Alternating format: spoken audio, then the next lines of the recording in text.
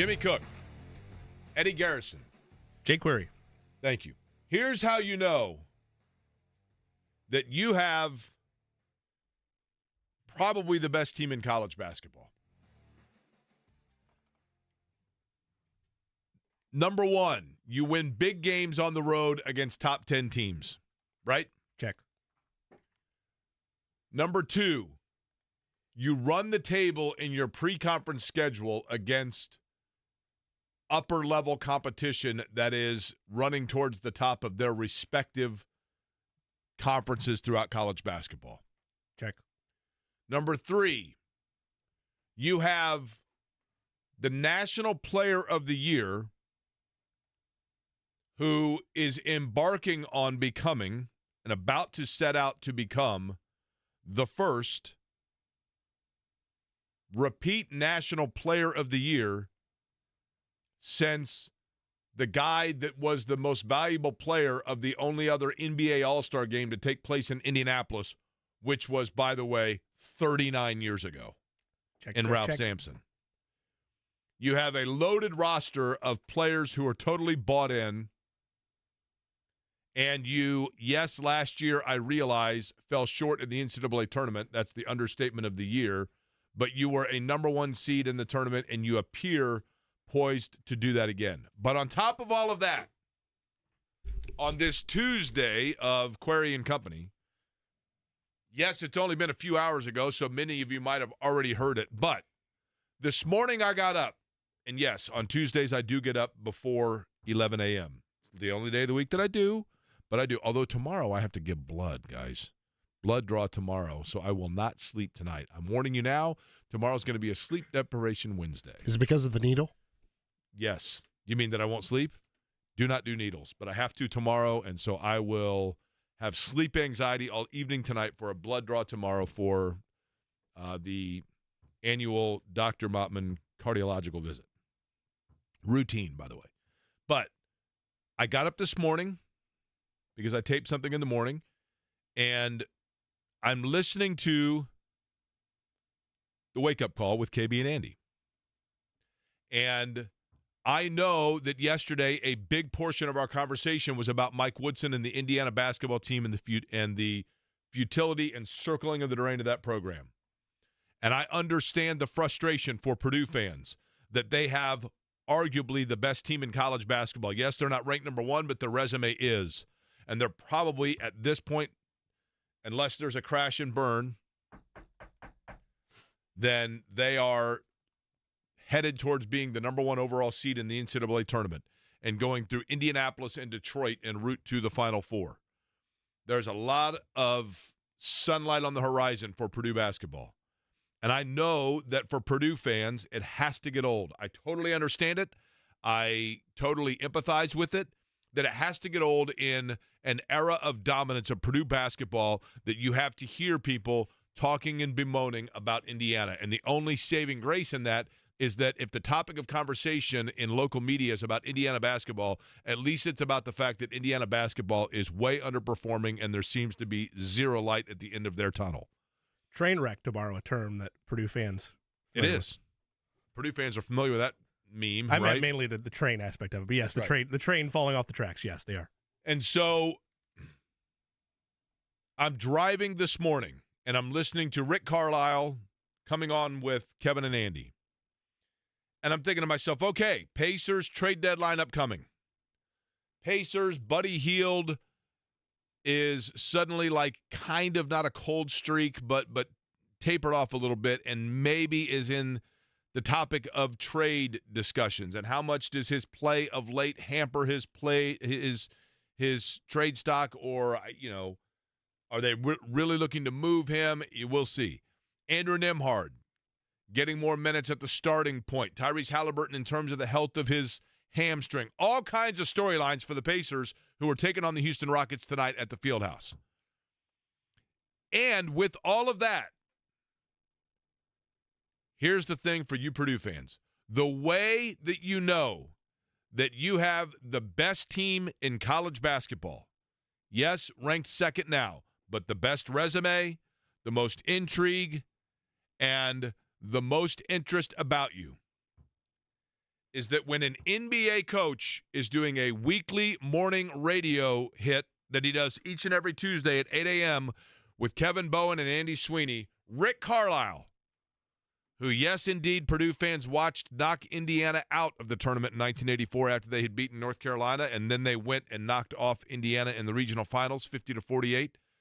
Rick Carlisle, who played at Virginia. Rick Carlisle, whose daughter is at the University of Virginia now. And Rick Carlisle, who is the head coach of the Indiana Pacers, has won an NBA title and is a coach who is coaching the franchise that's going to host the All-Star game upcoming with the trade deadline on the horizon and a game tonight, went on the radio on this radio station, and what was he talking about but boiler up Rick Carlisle on the Purdue Boilermakers. When we were in Charlotte the other day, I watched the entire Purdue-Wisconsin game, thought it was really interesting watching their team. I have really great respect for Matt Painter and the job he does there. And I just thought in that environment, you know, for those guys to play that game the way they did, find a way to get a lead and just kind of salt the thing away, that's an impressive team. And look forward to seeing more of them. I don't get a chance to watch a whole lot of college basketball, but that was great. Okay, so the question becomes, you would think, Matt Painter right up the road, Rick Carlisle here, coaching a small fraternity. So Kevin Bowen asked the natural follow-up question when you get that kind of a glow and that kind of interest from Rick Carlisle, is Rick Carlisle, what is your relationship with, how well do you know, or how many times have you met Matt Painter? I do know him. I don't know him as well as, you know, I'd like to. I mean, spent some time with him this summer out in Vegas for USA Basketball. You know, he's involved heavily with the select team. Certainly is going to have a future, you know, on the staff of the Olympic team. I would have to guess. You know, his record and his reputation is, you know, precedes him, and Purdue's very, very, very lucky to have him. So, you know, it's going to be interesting watching them down the stretch of the season. Their guard play is excellent. Edey he's an amazing player. And they've got some other pieces that they've put together that make them a really dynamic team. So going to be a lot of fun to watch. I think that's pretty cool to see Rick Carlisle talking about Purdue, and kudos to Andy and Kevin for navigating that conversation. But they're really good, Jimmy. They are obviously really, really good, and there are a lot of eyes on what they can do. Pressure's there for sure, right? But pressure means that you are setting a standard and setting a precedent and setting an expectation that you're going to get some things done in March. And I do feel, I guess the question would be for this, for Purdue fans, the minimum level of acceptance is what? With how good this team is, I think a Final Four. And I realize that might be unfair, but because here's the thing. Mathematically speaking, and I know Purdue fans probably don't want to hear this, but mathematically speaking, not just the fact they've improved from last year, they're not going to lose to a 16 again. Mathematically speaking, it's impossible, right? It's happened twice in, 700-some matchups? I know that doesn't mean anything. It's not a good moral victory. You still got to play the game, but that's not where they stumble.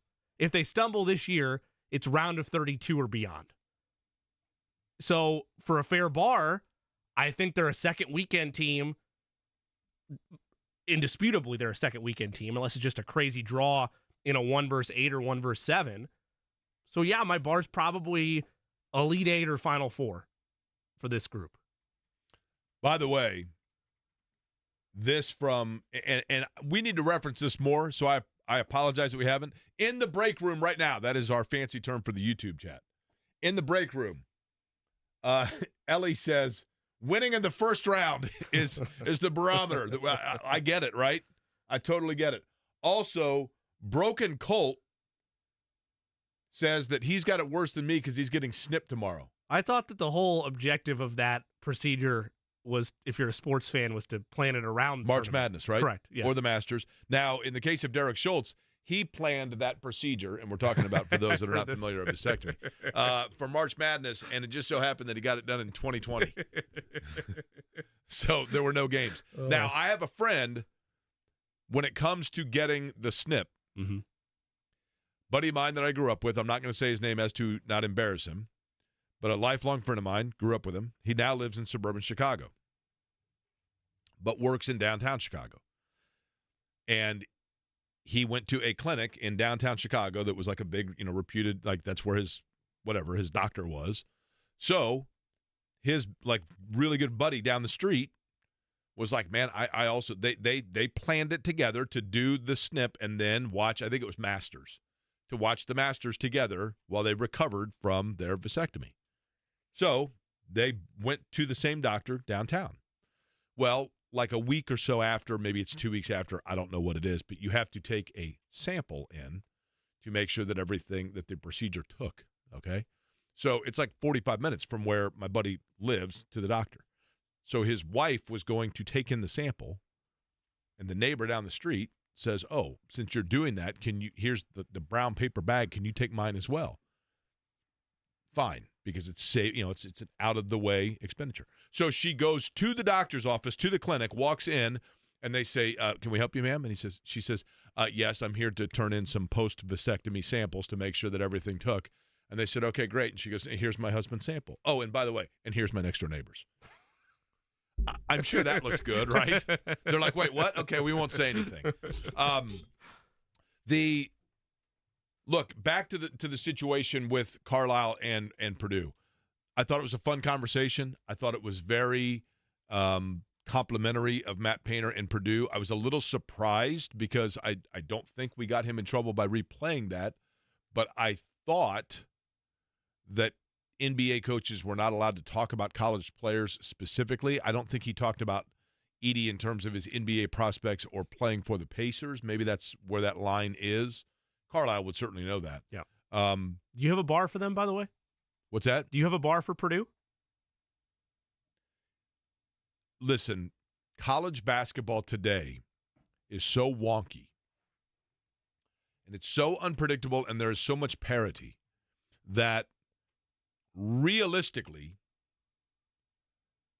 getting to, at minimum, Purdue should be, at this point, its fan base and Purdue in general should be accustomed to or with the expectation of being a Sweet 16 team year in and year out. And I would say that would be sufficient, except for the fact that because they have had the terrible upsets that knocked them out, and the last time they went to the Sweet 16, they had the misfortune then in the Sweet 16 of getting eliminated by the biggest Cinderella story not named George Mason in the NCAA tournament history, arguably, in St. Mary's, right? Yeah. So, yes, I think probably the Final Four erases the criticism, and a national title obviously completely puts it to bed. There's just a feeling of if not now, when for me with this group. Because of how complete they feel. But here's the thing, Jimmy. I think that's fair. But what Purdue has managed to do that is so impressive is that Purdue has managed each time that you think, okay, this group, this is it, they do come around a few years later. Like the Baby Boilers group was tremendous with, Robbie Hummel and Etuan Moore and Juwan Johnson. And then you transition that into the group that, and I mean, it wasn't a direct secession, but eventually then the next group that was really good, that Isaac Haas, Ryan Klein, Carson Edwards. If Isaac Haas doesn't hurt the elbow the one year, who knows what happens? And then literally a freak play to answer your question, long-winded and circuitously, Jimmy, but for Purdue, part of the reason why I think when you say what do they have to do, I would say Final Four, except for that, just so many weird things happen in the tournament. I mean, Purdue had Virginia dead to rights. Dead to rights. And Virginia comes up with just almost a freak final 3 seconds, 2.8 seconds, or whatever it was, to get in, to stay alive, and then wins. There's just so many weird things that can happen that are beyond your control, and you just never know. Ask Kansas. Kansas last year was loaded. Kansas last year had multiple first-round picks, and they're humming and they're rolling along, and they go up against Arkansas, and Arkansas is super long and freaky and athletic and can take you out of your game, and then boom, it's taken out of your hands, right? I feel like by separating a caveat, it's fair to judge to some extent on what you do in the tournament. And the caveat is this. If they don't make the Final Four and they lose, let's say, in the Sweet 16, I don't think rational Purdue fans or national pundits are going to sit around and say this is like the staff's fault, like this is Painter's fault. Because to your point, it's a crapshoot. Half of March is luck. Half of it is the draw that you get. So by that logic, it's not fair to just base it solely on what you do in the NCAA tournament, especially when you're basically winning the Big Ten every year. So as long as you have that caveat and you say, hey, it's not the next day, it's not, oh, they need to make a change up at West Lafayette if they lose in the Sweet 16. I think you can have that conversation of, man, they should have made a Final Four this year without saying, oh, it's something wrong in West Lafayette. Like, those are two separate things in my mind. You have to take that approach because of how random the tournament is. Do you know, okay, Purdue basketball, what Purdue needs to do, Purdue basketball wants, I think Purdue needs to win a title for this aspect. And I'm talking about national perceptions. I don't mean those of us that see them pretty up close and personal, or those that listen to Matt Painter with JMV, who's tremendous, those things, right? Outside perspective or just fly-by observation. Purdue basketball would be, in the last 10 years, what either Oregon football, maybe not to that level, but the better one is probably Baylor football.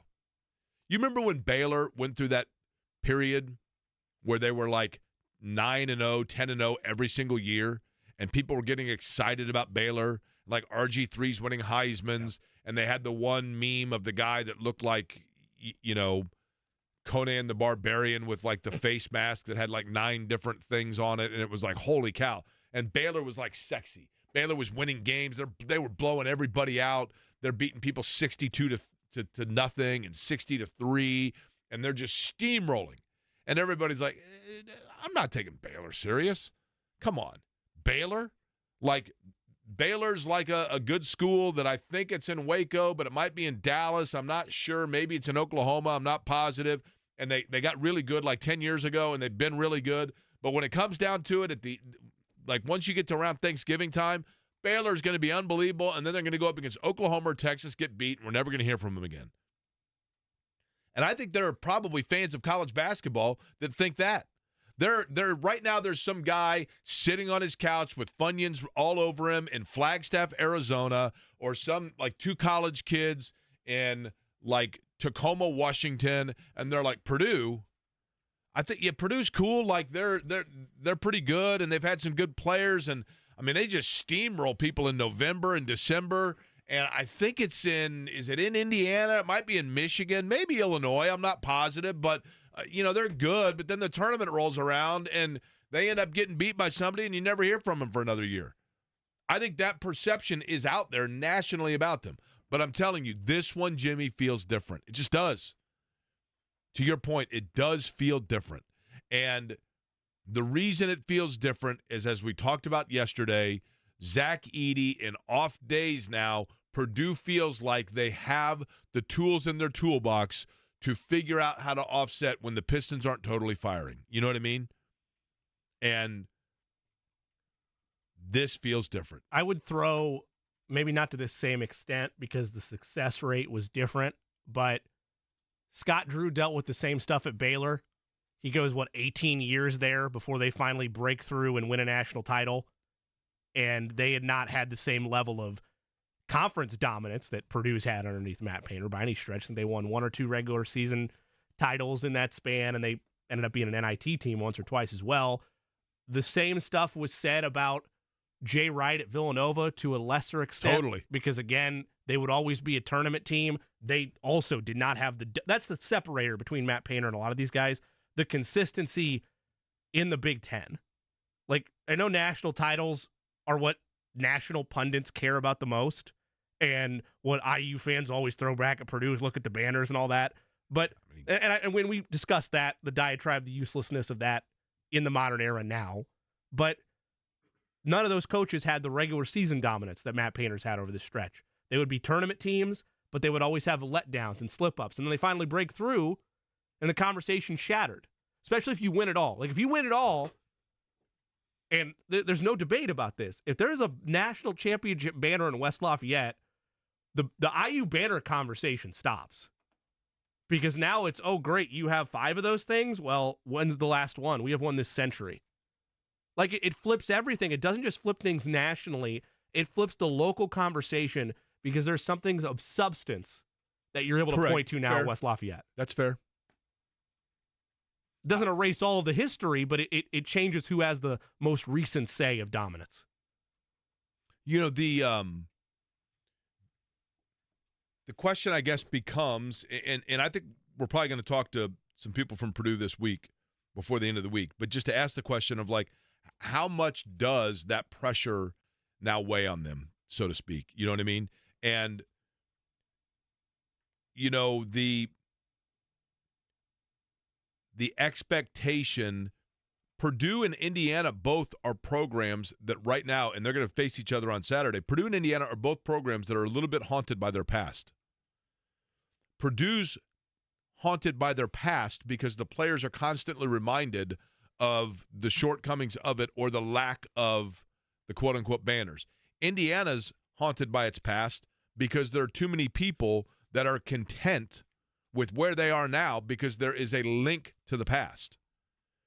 And there are people that are making decisions about Indiana in terms of its program that are too married to the past and haven't, like, gotten to the current. Both programs are, it's like in the best interest of both, it would seem, to be able to shed that for both and just be free, right? I mean, we talked about it yesterday with Indiana. Indiana's got some problems, man. I'm telling you. Like, I talked to people last night. Indiana's got some problems. Indiana's program, and I honestly think this, like, here's my question for Indiana fans, and they can feel free to call in if they want. And I don't mean this. I'm being serious when I say this. 239-1070 if you want to opine on the other side about this. If you're an Indiana fan, if it continues in this direction, why do you keep paying attention? Why do you enable it? And I don't mean that in a nasty, derogatory way that it sounds. And I get it because you're loyal, you're a diehard, you went to school there, you take pride in it. I get all that. The apathy's already happened. Like, I've talked to some friends that are what I consider the diest of hard IU fans, and this season in particular, it's apathetic. But it's been like this for. Well, no, I know, Jimmy, right? It's longer. It's been one step forward, 3 steps back for 20 years. It's longer than just a season. I'm more just trying to say that there are callers out there. There should be anyway, because it's not a unique feeling. It's one that's been building for a while. I mean, you're going through, like, this is 3 different coaching regimes, and even if you throw Crean out as just being, you know, a guy that takes you so far, but then the next guy's the one that's supposed to take you over the top. Well, the next guys have been a failed coach miserably who's struggling at Rhode Island, and now Mike Woodson. Well, like we said, they've gone through. They tried the coach that had Final Four experience that could recruit. They tried the mid-major, like, flavor of the year, and I think everybody thought Archie Miller was going to be a home run. Don't get me wrong. Although there is certainly precedent of people that had success at Dayton and then went elsewhere, and that ceiling was at Dayton. And now, in the form of Mike Woodson, and again, I don't know Mike Woodson. I have nothing against Mike Woodson personally, but I worry that Mike Woodson doesn't, A, have the long-term vision, B, have the long-term energy, and C, have the touch of reality in college basketball today to be able to lead Indiana out of the darkness that they are currently in at 13-9 and 5-6 in the conference. That's why I stress how much it matters to me what happens with Malik Reneau and Mackenzie Mbako, because for him not to have that vision, that would be losing them in the portal. Like you need to be able to sell what you're building here in Bloomington.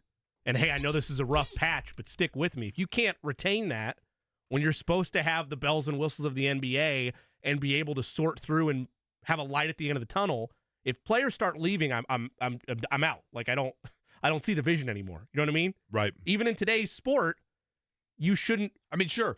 Butler is proof that you can relevant players. Butler is proof that you can turn around. You can turn around a roster. I get it. Yep. Butler's proof of it. But there are winds of change coming in college basketball, and I think Indiana is falling victim to it a little bit. And there's one prominent coach that has a very interesting theory on what can be done with college basketball that I think you have to listen to, but it's off base a little bit. And even that, I think probably hurts Indiana and Purdue. We'll discuss that. We'll take phone calls as well about it on the other side. Scott Agnes, 1 o'clock today, talking Pacers. Trade deadline upcoming here shortly. And we'll find out whether or not Indiana's done or they still have a move within them. Stephen Holder, 2 o'clock as well on a Tuesday edition. You're listening to Query & Company here on 93.5 and 107.5 The Fan. Hey, it's Andy Sweeney for my friends.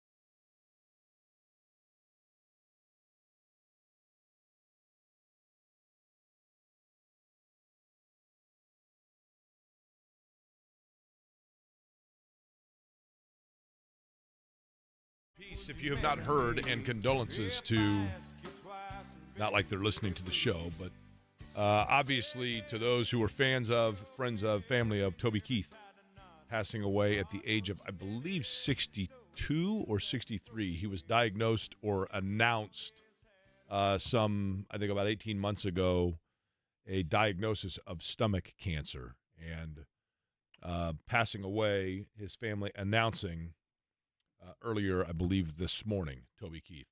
Indiana and Purdue, talking a lot about it. The Boilers getting some love from Rick Carlisle. Can you guys hear that when can you I hear could that? that time, yes, yeah. We got a dead But spot. I don't know if here. it's the mic or if it's just because we're in the same room as you. That's the problem. It's a good question. Here's the thing. I'll ask the listeners. Tell me if you can hear this. There we go. I hear if the you can hear release. that thumping Yep. noise over the microphone, my apologies. There's a dead spot on the floor, and when I stand up, it does that. I'll try not to move. Talking about Indiana and Purdue, Rick Carlisle with comments about the Boilers this morning with Kevin and Andy. 239-1070, the telephone number for fans to weigh in on this. Again, I go back to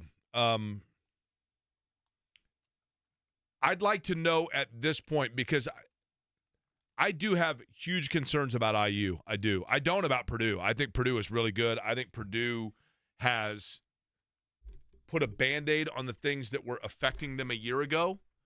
And I think Purdue, barring injury, I think Purdue's going to be okay here. Indiana's problem for me is this. They have really good players. Khalil Ware's a really good player. Mackenzie Mbako clearly has natural talent. Gabe Cupps in time is going to be a really good player, or a good player. I think Indiana misevaluated him a little bit and thought that he was going to be like ready to go right now. He is not. Malik Renew is a really solid player for them. But the problem for Indiana is it just seems to be a constant turnover. And I know in today's game, you look at Butler, you can turn over your roster and be good. But you have to turn over your roster and get pieces that mesh together. And Indiana, quite frankly, in going out and getting transfers, it feels to me like Indiana's philosophy was, let's just look at recruiting rankings and from a national standpoint, and this guy's a top 10 player, like, let's get him.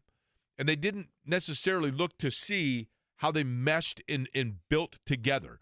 And I do think that Mike Woodson, first off, I'm not totally convinced that Mike Woodson's hire and relationship within Indiana basketball currently is 100% brought along by the athletic director. And I do think that Quinn Buckner has a lot of say, as he should. He is the head of the Board of Trustees of Indiana University and a former player, so I understand that. And I respect Quinn Buckner's contribution to Indiana basketball and obviously the university. That goes without saying.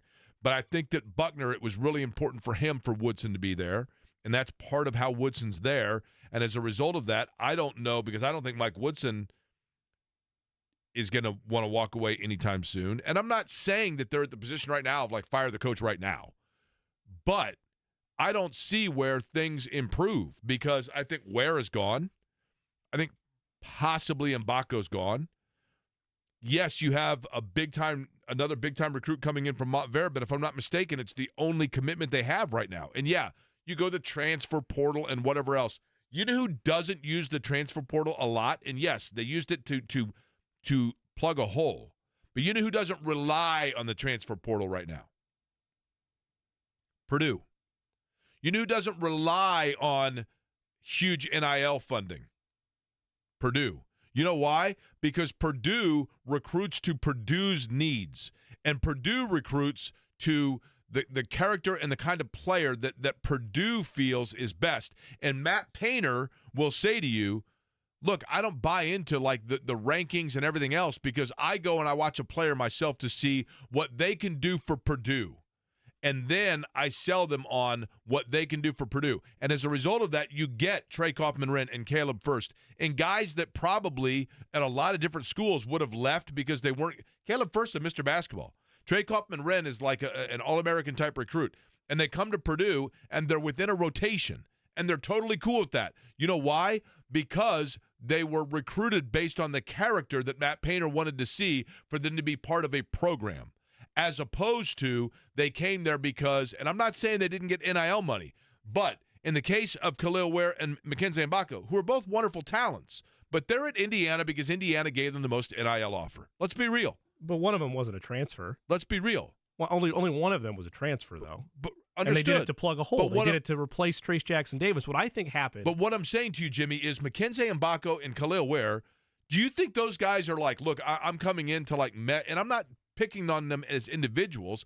I'm saying, do you think they have the same kind of a selfless mentality that got them there, or do you think they're there because they're like, look, I'm just here, man, to get to the next spot. This is a springboard for me. Whereas at Purdue, how in the world do you get Caleb Furst, who was a starter on a number 1 seeded team, to buy into being like your 7th or 8th guy? You do that because you saw it at an early age in the development of the character and getting to know the player, as opposed to we met 3 months before they arrived on campus. That's my point. What I think happened to Indiana, I think they were aggressive in the portal with trying to fix their biggest problem, which is guard play. I think they failed, and I think they gambled on what they had internally because they had no other choice. And this roster, why it looks so incomplete, and maybe Mbako can one day be this, maybe Gabe Cupps can one day be this, they do not have a straw to stir the drink of their offense. Therefore, they look like a bunch of what is 4 and offense? 5-star players. That's a great question. Like it at its best at this stage, it's feeding Khalil Ware and hoping he goes off. Or Malik Renew. But like they don't, their guard play is so lacking because of either a bad gamble or just a swing and a miss, which is more jarring in the transfer portal, that this is an incomplete team. A year from now, if this is the same look, if they don't either go get, which they're going to have to, Jake, they're going to be forced to this time because they don't have a guard in the recruiting class. They're going to have to go out and get a high-level guard in the transfer portal. I mean, They're going to, which I know, but they're going to have to hope that Renew and Mbako stay, and they're going to have to hope that the 5-star they have in Liam McNeely is a bang-busters player right out of the gate. That's where they're at a year from now. Jeff has been waiting to talk about it. 239-1070 on The Fan. Jeff, what's up? Yeah, hey, love the conversation, guys. I'm a huge Purdue fan, and when you talk about expectations for Purdue, I mean, like anyone else, I'd love to see Final Four or national championship, of course. But conventional wisdom says you've got to have 2 or 3 NBA recruits on your team, right? That kind of talent, and Purdue doesn't have that, right? So I mean, Coach Painter's built the program on culture, just like what you guys are talking about, because he's been where IU is now. He went after the wrong guys, the 4-star guys before, and about cost him his job. And he's just done a phenomenal job of building the team, with the right culture. And I think there's some similarities there to Moneyball, the A's, where we could just have this great culture where we do get a lot of wins, but winning the big one, may always be a challenge. So I'd love to see it, but we don't have the 2 or 3 NBA type kids. We really don't. But Jeff, I really do believe this, and I appreciate the call. Like Rick Pitino has now said that he thinks college basketball needs a salary cap. Well, the problem with that is, who in the Rick Pitino of all people should know? You think Kentucky's going to follow the rules of a salary cap? No. You think Kansas is going to follow the rules of a salary cap? No. Indiana's got top 10 NIL money. Indiana's putting on clinics and fantasy camps and massage chairs and whatever they can to get NIL money, and it's getting them big players. But again, it's not about buying the most talent all the time. It's about sometimes seeing the best character. And I know that I realize how old I sound. I get it. But I'm telling you. But to your same point, the stars stop mattering once you walk in the door. It doesn't matter if you're a 5-star unless you're or a Indiana 3-star. and you got 5 of them on your hip pocket because you won a title in '87. I right? know, but they don't matter once you get there. Whether you're in West Lafayette or Indiana, you could be a 5-star, you could be a 2-star. It's all meaningless once you cross the threshold of a program. This is why I don't buy into the whole it's just like buying cars. You get lemons every once in a while, right?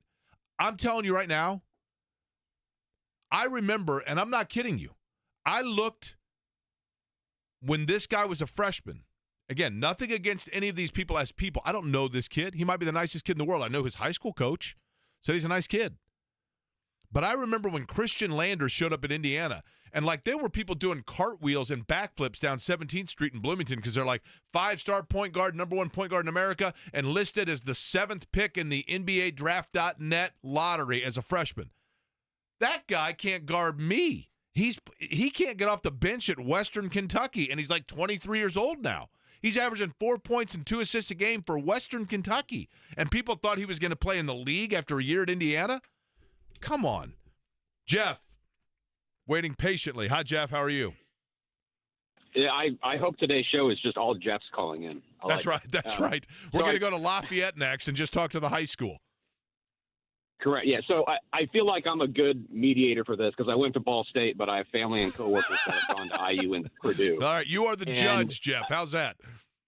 Right. And so I think there's a very short memory where coming off of last year with IU coming second in the Big Ten, they made it farther than Purdue did in the NCAA tournament. I think that there was. Yeah, they didn't make it further than Purdue in the NCAA tournament, technically. Well, they won. I mean, Purdue got knocked out. Yeah, they won in the first round. Indiana won the play-in game. No, that was 2 years ago. Was it? Yeah. Who did they beat last year? Okay, my apologies, that was 2 years ago. Sorry, my apologies. I was thinking when they won the play-in game over Wyoming. Yeah. It's a meaningless flex, but it's a fact. Right. Correct. Yeah. I mean, but I think if you're looking at it from the fan bases, from the people that I talked to, they were coming out of last year thinking, look, it doesn't matter how good of a players you have at Purdue. If you can't make it out of the very first round and beat a 16 seed in the tournament, how far is this going to actually take Painter if you're just, coming in first, second, or third of the Big Ten every year and then you completely flame out?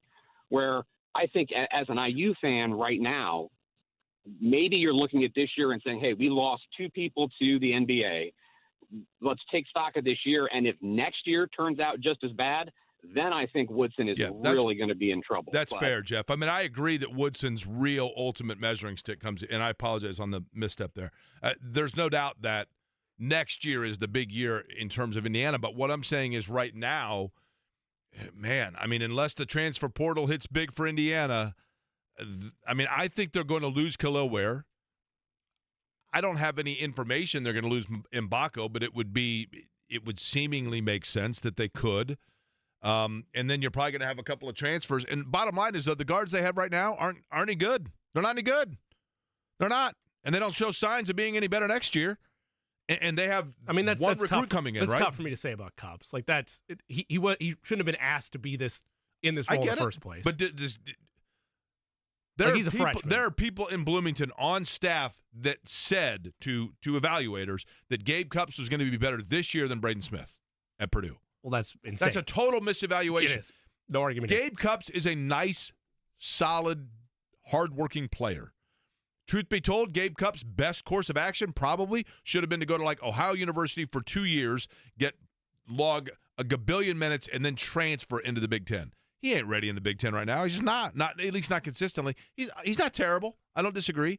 And in the old style, he's perfect because you start playing more as a late sophomore, early junior, whatever. To your point, yeah, but like if Xavier Johnson isn't Xavier Johnson and doesn't have all these tough injuries, it's him and Galloway and Cupps is off the bench. You're not asking him to be a starting guard in the Big Ten as a freshman. If Xavier Johnson is healthy and is playing the way he's played this year, they're even worse than they are.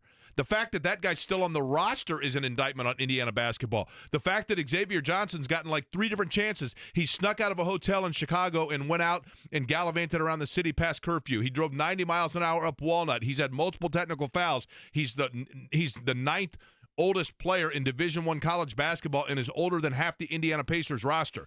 Xavier Johnson is absolutely the poster child of everything that's gone wrong with Indiana this year. They relied on him. It blew up in their face, and they're the ones with egg on their face over relying on a guy that has shown absolutely zero reliability, consistency, or anything worth investing in by the time he's in his 6 years of college basketball. Correct, and because of that failed gamble, that's why Gabe Cupps is forced to be a starting guard in the Big Ten. But that's an indictment on the whole process is Right, what I'm getting at. It is, but I think, again, that goes back to my point of they just missed this year. Either they failed in the transfer portal to get a guard, or they gambled with what they had internally, and it blew up in their face. John, what's going on, John? Yeah, hi guys. A couple things about IU basketball. Mike Woodson. I've heard he's a super nice guy. Never loved the energy level though. I don't want Tom Crean, a guy who's frenetic and is out of control energy-wise, but I do want a guy that gets me fired up. I don't feel that with Woodson. Secondly, I don't think IU's had a really good point guard. Now, Yogi Ferrell was very, very talented, but I would say he was more of a two-guard. I haven't been excited about an IU point guard since Tom Coverdale. That's probably fair. I mean, I'm going through Yogi Ferrell, I would say, was a point personally. I get it, though, John. He probably played his best basketball when he was playing as a shooting guard out of necessity. He carried that team his last year there. Jordan Holt's a pretty good player, right? He was, yes, better than what they've had. But I would say if you look through the years at IU basketball, or for any college team, if you don't have good guard play, well, no question. I would say Indiana has had subpar guard play most of the time since I've lived here in the mid-'90s. That's the frustrating thing, I think, to a lot of people is the fact that, and I realize now we live in a different era where, you know, players can go anywhere and like proximity to staying at home and whatever else probably doesn't mean as much as it used to because your parents can watch you on TV anywhere you go. But when you're in Indiana, like you take a star player at Marion High School, Anderson High School, Fishers High School, Carmel High School, whatever. The majority of their classmates normal kids are going to school at Indiana or Purdue, which should give you an in on getting those kids to follow suit with their classmates. Continue conversation next. Hey, it's JMV, and the future of joint pain relief is...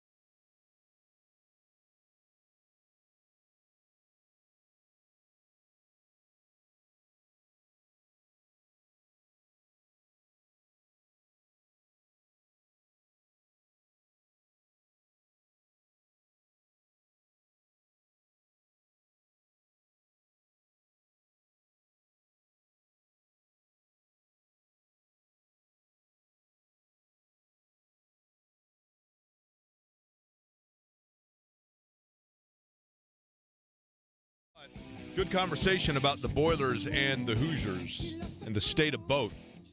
Frank, who I assume is going to be honest, is going to be frank with us. What's up, Frank?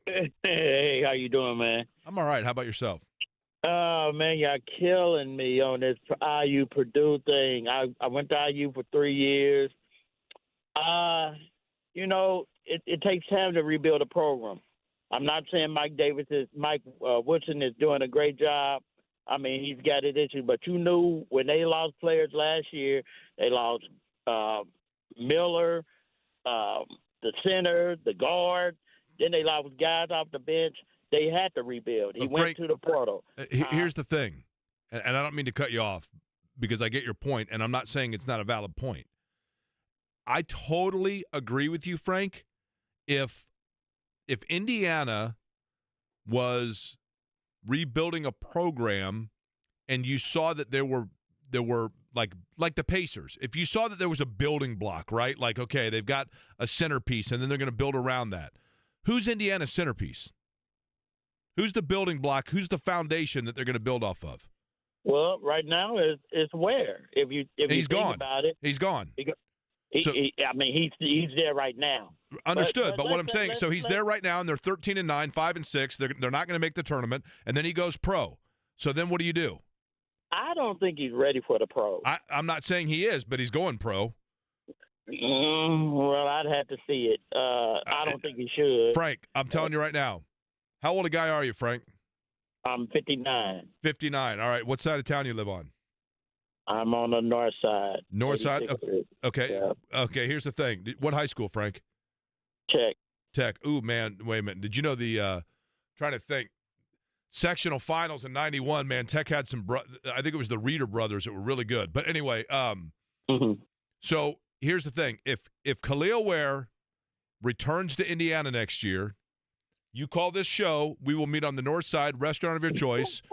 I will buy your dinner, and then we will go over over in the Clearwater area, and we'll get massages, not on the same table, but next to one another. I promise it will not be a couple's retreat. And I'll pay for your massage as well if Khalil Ware's back next year. I think you make a great point, Frank, but you get what I'm saying, right? The problem is they're relying on, when you go through the portal and you go through the NIL, and I totally get what you're saying about it takes a while to build a program. But they've actually taken a step back, and now the problem is that there's no foundation of which you're building because you're building on transient mobile homes as opposed to building the foundation in the basement on a brand new house where you're starting from scratch. That's the problem. And furthermore, it doesn't look any brighter next year because you just replace it's just a treadmill. And to me, the biggest issue is they just don't look well. Like, I don't know exactly what their offense is supposed to be. I don't know what their brand is.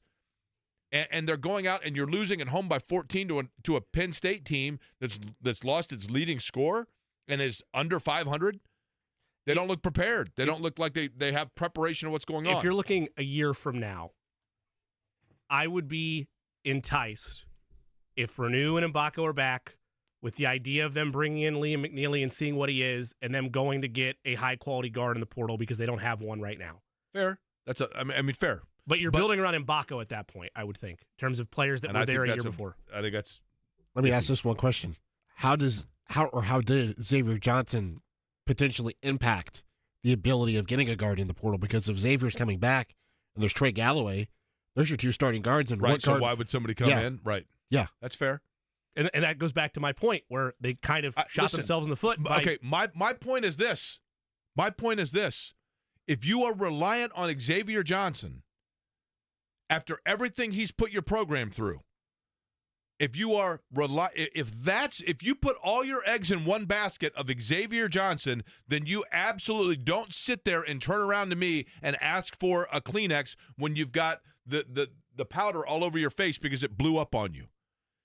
The assessment of Xavier Johnson being the key to the kingdom for you and the guy that was going to help it run, that right there determination, quite frankly, makes me question the coaching acumen. It makes me question the direction of the program when you have decision makers that decided that was a good idea. Because I talk on the radio for a living and went to Indiana 30 years ago, and it took me until a year ago to graduate from the school, and I could tell you that was a bad idea. That's the problem. to Eddie's point, having Xavier Johnson there, and Jimmy, to your point, they were investing a lot in that. And all of the precedent and every sign that was there was it wasn't just one misstep. It was repeated missteps and a complete disregard to the culture and direction of the way you were trying to do it with your program. Mike. What's up, Mike? Well, I think the big thing everybody misses about Painter is he coaches his players and makes them better. He's shown it time and time again. Last year they were picked to not do very well because they were starting two freshmen in the backcourt. He's made Edey better. He made Haas better. He's made Smith better. He's made Lawyer better. And when he brings in a recruit, he's got a whole team full of players that love him, that will tell guys, you want to come and play here. Indiana has nothing like that. Well, I will say, Mike, I will say this. It's an excellent point. I don't totally disagree. But to be fair, I do think that Trace Jackson-Davis probably did, and Jalen Hood-Schifino both, probably did blossom under Woodson, and it helped in their NBA prospects in the way that, but again, kind of apples and oranges, because Mike Woodson's job should be to build the best college basketball team, not to immediately prepare guys for the NBA, and there's a balance there for certain. But it does to say that it's completely voided in Bloomington is probably unfair, but in terms of totality and theme of it, I get it. I totally agree. And I do think that Painter has followed suit with the Purdue mold of developing the big man. Steve, real quick, squeeze him in. Steve, what's up? Yeah, Jake, great show. Especially appreciate your sidekick. Jimmy, this is Mr. Hood. Hey, Mr. Hood, how are you? Great. I've been rooting for Purdue for 46 years. Just wanted to comment about the bar that you guys were talking about earlier in the show. How so what's the minimum that they need to do for you to finally exhale, basically? I'm just saying for listeners that weren't listening. I would say Final Four, and here's why. IU fans heard so much crap from them over the years. They have kind of insisted that the bar be that high because of all the talk about the banners and that sort of thing, the success. And I don't mean to take that away from them. They obviously had a Hall of Fame coach. I actually miss Bobby, to be quite honest. But I just wanted to share my 46 years of experience with you, and thanks for mentioning the Marion Giants, by the way. Hey, man, Purple Rain, baby. I'm telling you, one of the great moments of my life was in 1986. Marion came into North Central, one of their, I think, 2 or 3 losses in the regular season. Knight was there with Steve Downing in the crowd. I was there as part of Washington Township Night, and everything about it was awesome. And Jay Edwards, I still maintain, is the greatest basketball player to ever play the game. Not literally, but he's my all-time favorite. Scott Agnes is next. Weather in Indiana. In a couple of weeks, we go.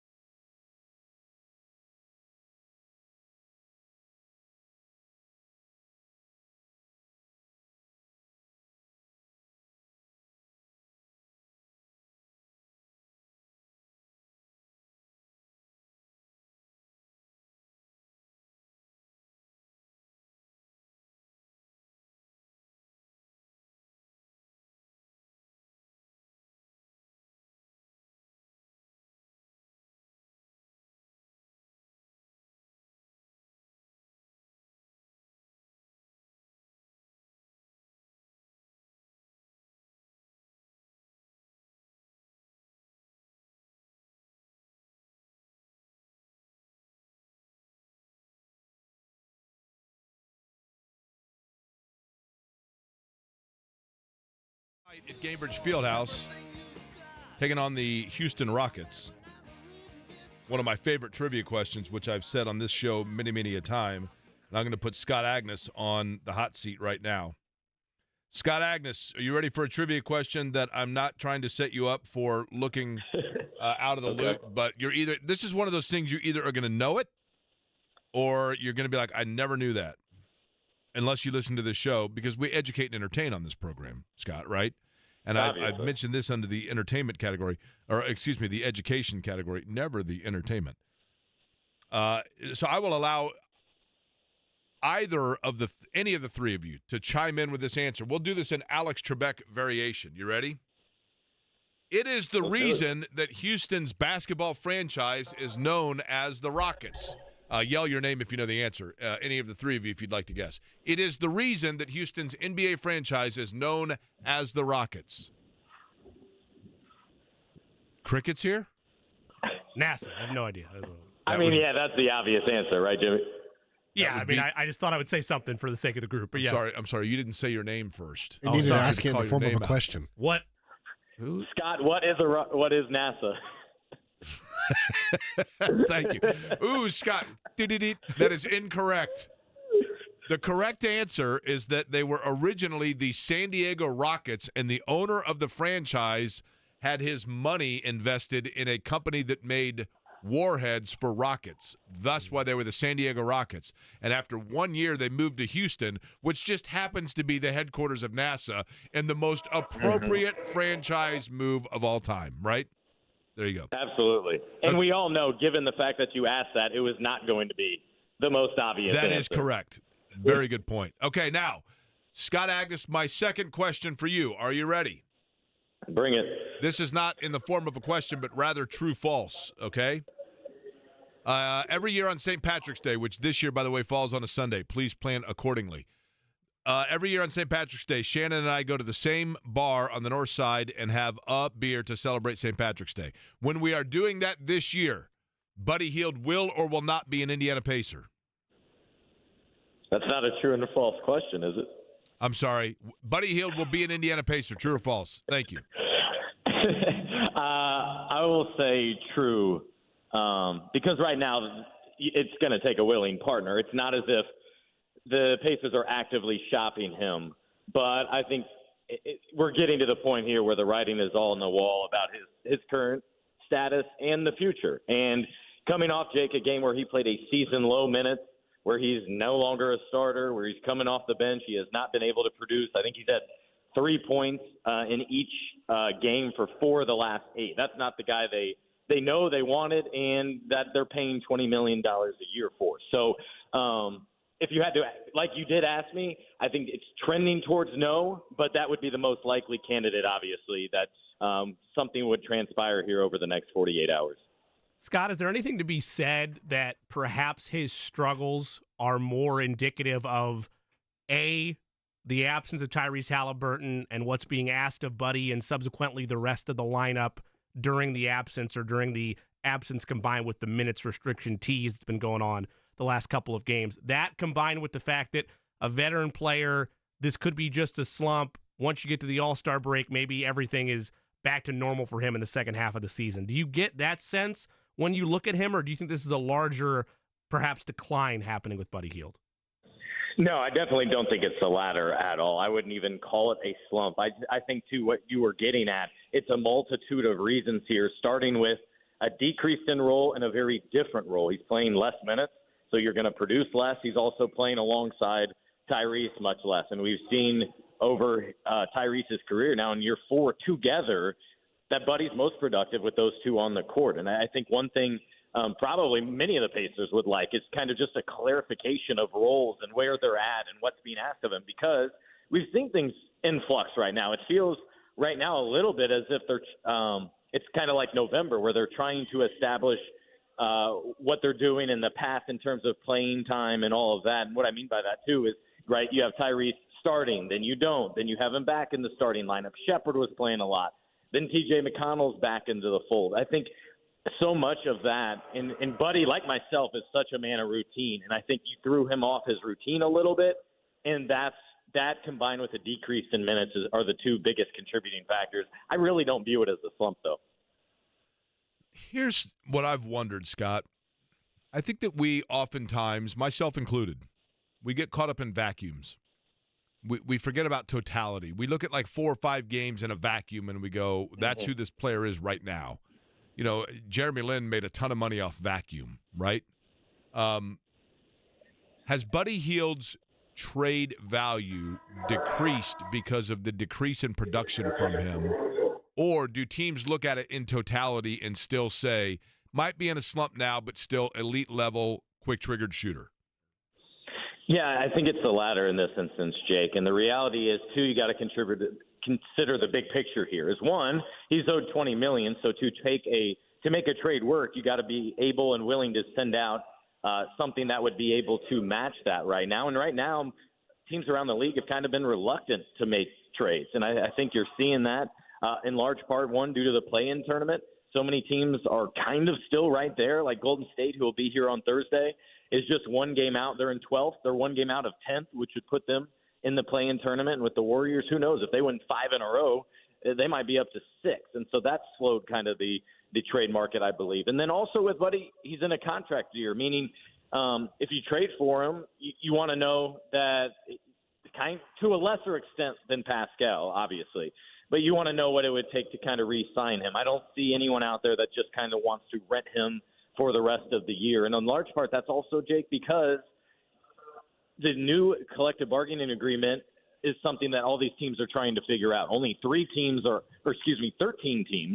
are under the luxury tax threshold. And to try to simplify it a little bit, when you're over the luxury tax threshold, you're playing a multiplier of a penalty in money. And on top of that, there's a secondary tier. And so those teams that are really chasing it are being ultra careful, I think, about how much they spend and where they spend it. And then and because of all that, that's why we haven't seen much of a trade market develop this week. Scott Agnes is our guest, covers the Pacers for Fieldhouse Files. Scott, a lot of times fans get so caught up in the countdown to the trade deadline and the anxiety and the FOMO, even of the modern fan, of, oh, it's the deadline and my team's not doing anything. Well, they're going in the wrong direction. What's happening? But in reality, if the Pacers do stand pat, which that's kind of where I think things are trending, they've already made their move. They just happened to do it 2 weeks before the timer hit 0. When you look at it, is that the way that you see it from both a Pacers fan and a front office standpoint? Is, hey, we made our big splash and we're no longer buying, but if somebody gives us a call that we can't refuse, then maybe we act on it.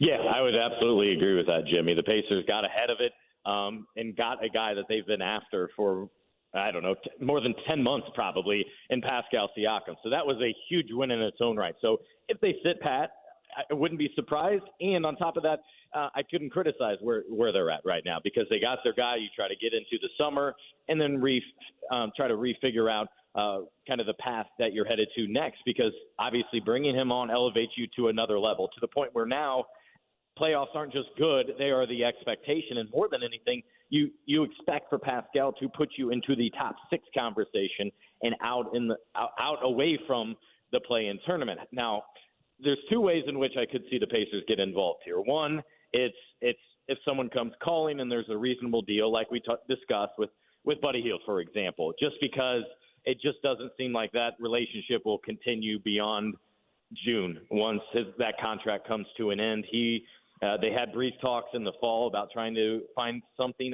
some common ground on a contract extension. They were far apart. Things never got serious. Buddy's at the point in his career where he wants to get paid, but he also wants to win and he wants to play. He's not at the point where he's 36 and willing to accept a role where he's playing 15 minutes a night and off the bench and or even on a losing team as a mentor. He's not there. He's ready to play and win now and all those things. And his best attribute beyond shooting is also his availability. He does not miss games. He loves the game. So the Pacers could do something like that. And then the other thing I could see them get involved with, although, again, it would take a suitor here that would be willing to offload kind of a prime asset, is if you're able to go back to what I talked about this offseason, really needing to consolidate roster spots.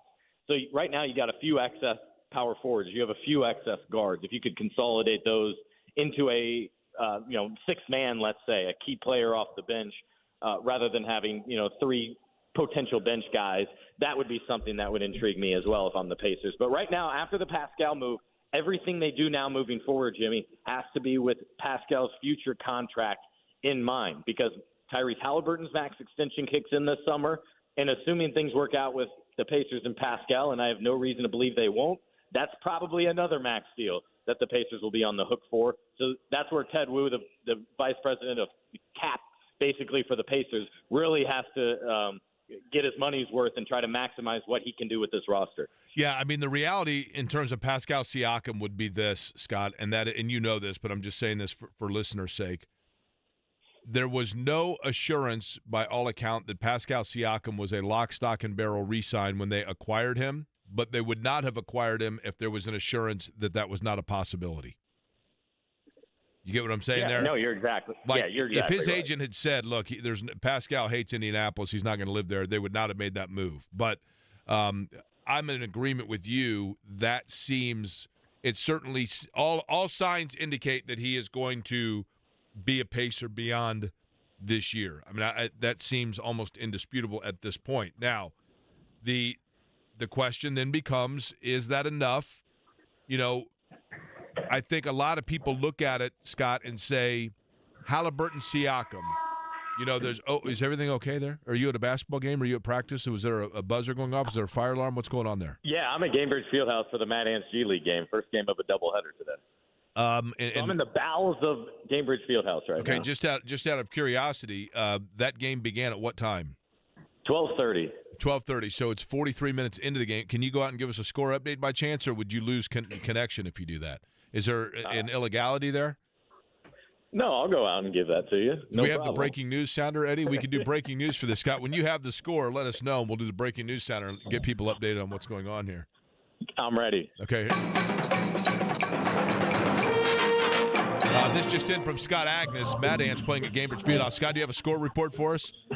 I do, Jake. 3:20 left here at Gainbridge Fieldhouse in the first half. Blue Coats leading the Mad Ants 51-36 with Jarris Walker playing but currently on the bench. I'm sorry, you said they're trailing Glucose. Is that right? The Blue Coats, the Delaware Blue Coats. The Blue Coats. Okay, I The thought maybe team of the I thought Philadelphia maybe we were talking 76ers. diabetes because glucose was getting the better of it. Okay, so what I was going to ask you is this: if you are, and you can retreat back to your bowels for better service, if you were looking at a third fiddle, essentially moving forward for Siakam and Tyrese Halliburton, do we see enough, Scott, in terms of the progression, to think that guy possibly is on the roster, and his name is Aaron Nesmith? That's really interesting because that was not the guy that I thought you were going with. I thought you were going with Kevin Bowen's MVP, which is Benedict Mathurin. Well, that's obviously – we'll get to Mathurin in a second. Sure. In terms of Nesmith, do I think he can become, let's say, that third star that you really kind of need to make a real push and be a contender? Probably not. I kind of see him as that outside guy because I look at that third guy or even second for that matter, and it's a guy that kind of can take over games and really make one giant impact. Or if one of the stars is out, he can help hold their own or go off for 50. I don't see that type of ceiling for Aaron, but man, he is continuing to raise his floor to the point where he's become indispensable in terms of the intangibles, the dirty work. His rebounding has really improved, his shot making and 3-point percentage. So while I continue to value him more within the team, I don't see him as a third star. Because here's my thing with Mathurin. And this, Scott, I want you to tell me if this makes sense. I'm getting worried. I think Mathurin's a wonderful player, and I think he has an unbelievable drive about him. I think he's competitive as hell. But of all the players on that roster, the only one that at times I have seen half-court sets where they get vapor locked when the ball is in their hands and everything kind of stalls is Benedict Mathurin. And I think he's working through that. I think they're aware of it and he's working through it. But I wonder if, in order to be a great player, it means that he's a great player who isn't necessarily playing well with others, for lack of a better phrase. Is that too harsh? No, I don't think so. I just when I think Matherin, I think he's being asked to do so many different drastic things than he was used to that right now it's really, as you're seeing him be a perfect example of, while you do understand while they came out of college early, how much beneficial it would have been for him to stay in school and be polished more so in so many areas, like at Trace Jackson Davis, for example, where he benefited from that. But no one could disagree with his decision to come out. But he comes here and he's used to playing one-on-one ball, putting his head down, attacking the basket, getting to the foul line, and that's his primary game. His three-point shot is just okay. His defense, he's never really been asked to guard too much. And so that's among the biggest things that Rick Carlisle, Jenny Busick, and all those Pacers assistant coaches have worked very closely with. And sometimes, Jake, I think you see him thinking too much, to where he's like, all right, I got to check this box to make them happy. I got to do this. And if I don't overthink that, then I'm going to feel the effects of this in practice rather than just playing. And I think that's typical, to be clear, of a young guy. But I do want to see more continued progress from him, because he hasn't had that giant growth that you so often see from a player from year one to year two. And some of that, I feel like, goes back to what you highlighted there, Scott. He's only 21 years old, and oftentimes for players, yes, there's a jump between year one and year two, and like you outlined it, because he's being asked to do so much, maybe it hasn't been as drastic. I think he has improved in some areas, but it's really that third year for me with him of where does he really take off? Is this a jumping off point for him moving forward? You mentioned when you look at the situation from a cap structure standpoint, where the books are going to be next year, in terms of where the books will be this offseason versus where they are at from losing a player for nothing and making a trade potentially at the deadline. Where does Obi Toppin factor into that, being a restricted free agent? Because he's a guy, as things stand, that it would not surprise me if he's in a different home because someone pays him money the Pacers aren't willing to match. Is he another guy that is viewed in these final 2 days as, well, you got to make a decision if you're going to ride it out with him and risk him walking for nothing, or if maybe he's a piece that someone would call upon now to have the bird rights and have the restricted free agent aspect of him next offseason? Right. That would be the biggest reason that a team would come calling to the Pacers, because they would own his bird rights. Therefore, as you alluded to, the team like the Pacers right now would be able to match whatever offer is out there. I'm just curious how high that might go, or how low it might go, for example. Right. And why I bring that up too is because in the fall we saw a lot of players in the draft class, including Tyrese before even the deadline, agree to contract extensions. And nothing really got there with Obi. The sense I got was there really wasn't much discussion. Obi was kind of curious to let this season play out, not be locked into this new home before even playing a game for the Pacers. And maybe he could, next to Tyrese Halliburton, he saw what Miles Turner did, having a career year last year and then getting paid. He was curious what that would look like. And so he's getting to free agency here to when then he can most likely choose his destination if the price is high enough, because you're right, with the Pacers' current situation, there will be a number where the Pacers cannot go any higher. You know, right now it's his last deal of his rookie contract, which is relatively affordable. Right now, I don't think there will be any kind of movement there, but after Buddy, that's a good point, Jimmy. He would be the next guy that you could consider moving on from. The thing is, with Rick Carlisle too, you want to decide, you know, what is your wing or what does your power forward position look like?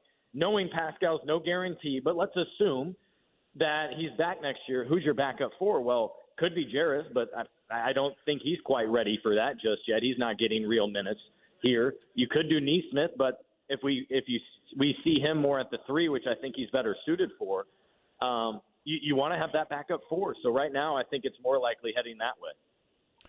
Scott, if I'm not mistaken, I'm going off memory here. I think one time we had a discussion about cereal. You're a Cinnamon Toast Crunch guy. Am I right in that, or am I totally off base? You are right, though I very rarely have it anymore. But that and Lucky Charms are my go-to if I ever do have it. Really? So are you an all-day cereal eater or just breakfast cereal eater? Because I think cereal's underrated for a lunch. What do you think? It wouldn't be my top choice. The only time I really grab at the cereal, Jake, is if I'm on the road and it's right there in the lobby as I'm headed out the door. And you little can snack hotel on it while breakfast, on the car. little hotel breakfast bar. Grab the cereal Have box. you ever, Scott? Confess to this, okay? Have you ever eaten a continental breakfast or the little layout breakfast in a hotel that you were not staying in? Did you ever pose as a guest in said hotel, grab a USA Today, go in and sit down and eat breakfast? Have you? No, I have not. Have you? Derek Schultz admits to this crime on a regular basis. I have not. However, okay, how about this? Did you ever in college commit buffet crimes where you go to one of the big buffet places, one guy buys a plate, and then you kind of pass it around, take turns, and keep going up? Yes or no? No, I didn't. Okay. I never don't even even thought to remember do anyone that. doing That's ingenious. I would never even think about that. I mean, it's desperate times, I desperate know, measures in but, college, right? There was a place in Bloomington that we might have committed some buffet crimes. I mean, statute of limitations is up, right? All right, last thing, Scott. Jarris Walker. Sure. Look, I talked in talking to the Pacers, I know that they will say that they are still very high on him, and they absolutely think he can play. It's just a log jam at position, and that Ben Shepherd, his fellow rookie, is getting minutes, and he is not because of necessity at position based on injuries. Do you think that is lock, stock, and barrel the truth, or do you think that at this point he is showing less than what they were hoping for? Actually, I kind of agree. I agree with both of them in that Ben was more ready-made. He could step in right away if needed, and he has been called upon more so because of Tyrese's injury, T.J. McConnell's illness, and Bruce Brown being moved opened up an opportunity. And that said, I remember a conversation I had with Rick at the beginning of the season at training camp when I set him up in terms of the question, hey, do you plan to treat Jarris much like Ben, where he very much needs to earn it and all that? And he goes, wait, hold on. Jarris is a very totally different situation. And how I read into that was, hey, look, he's not even close to being ready. But do you think they thought he would be close to being ready at this point? Or do you think from the get-go they were aware of the timeline that they're currently on? I think that they expected him to be contributing more, but I did not expect, nor is my understanding, did they expect him to jump right in and be, that starting power forward at all. That's why when they acquired Obi, you knew Obi was going to be in the starting lineup right away. I did expect Jarris to get more reliable minutes as a backup for example, rather than going other directions. The biggest thing with Jarris, Jake, has just been his defense and how much he gambles and having to learn different things. I talked with him about it a couple weeks ago. He said, yeah, this is totally different than what we were doing in Houston, where they gambled a ton and they were physically and almost always better than the opposing team. And he was just he was willing to take all those risks, and now he's having to learn to play more in a system and try to gamble less. And so we're seeing here in the G League where we see a lot of pros. His three-point shot looks much better. That's one of the highlights, I would say. His ball handling as well. When I was out there for the first quarter here today, Jake, he was bringing the point guard. He was bringing it up most of the time, which I thought was interesting. But defensively, I would say that's not quite where they would like to see it just yet, this part of the season. By the way, Fieldhouse Files, where you can read all of Scott's reports about the Pacers. It is also part of Substack, so there are different ways that you can subscribe to be able to read a number of different people. Also, that includes his coverage of the G League team, the Mad Ants. When are they changing that from Mad Ants, or are they sticking with that since they've moved from Fort Wayne? No, it'll be changing. They'll be down here, Jake, for one more year at the Fieldhouse while they build up that Noblesville Event Center. But in the contract, the stipulation is that it'll be the Noblesville something. Okay, so, I have on the other side, and wait for it, Scott, and I know that you're going to immediately be downloading the app to listen to our answer. We on the program, Query & Company, we have consulted with our own marketing division of Query & Company, and we have come up with the perfect name for the G League team, the perfect name for the G League team. And I'm telling you right now, I'm going to use all influence that I have with the Pacers, which is none, and try to push this through. So, can I make one guess? Sure. Now, it is so unlike Jake because, again, this is the most obvious. But I think you're a man of tradition like Indy 500, and so the obvious thing I think would be the Noblesville Millers. Okay. The other one would be something related to Slick Leonard. because you cannot honor him or Nancy enough here. But I'll have to listen back up. To When see I what was a you have. kid, Noblesville High School, of course, they're the Millers. They used to have bumper stickers everywhere that said "Follow the Millers," and I always thought that I was like, man, every person up here's last name is Miller. It's unbelievable. Everywhere we go. All right, I'll answer it on the other side. Scott, we appreciate it, man. All right, thanks, guys. If you've listened to this program for a while, you might know the answer, but it is a fabulous crossover, and it wasn't me that came up with it. It was one of the two of you, but I came up with the reason for the crossover on why it's the perfect name for the G League team, and we'll tell you next. I'm Darren Andrews from We Grow here.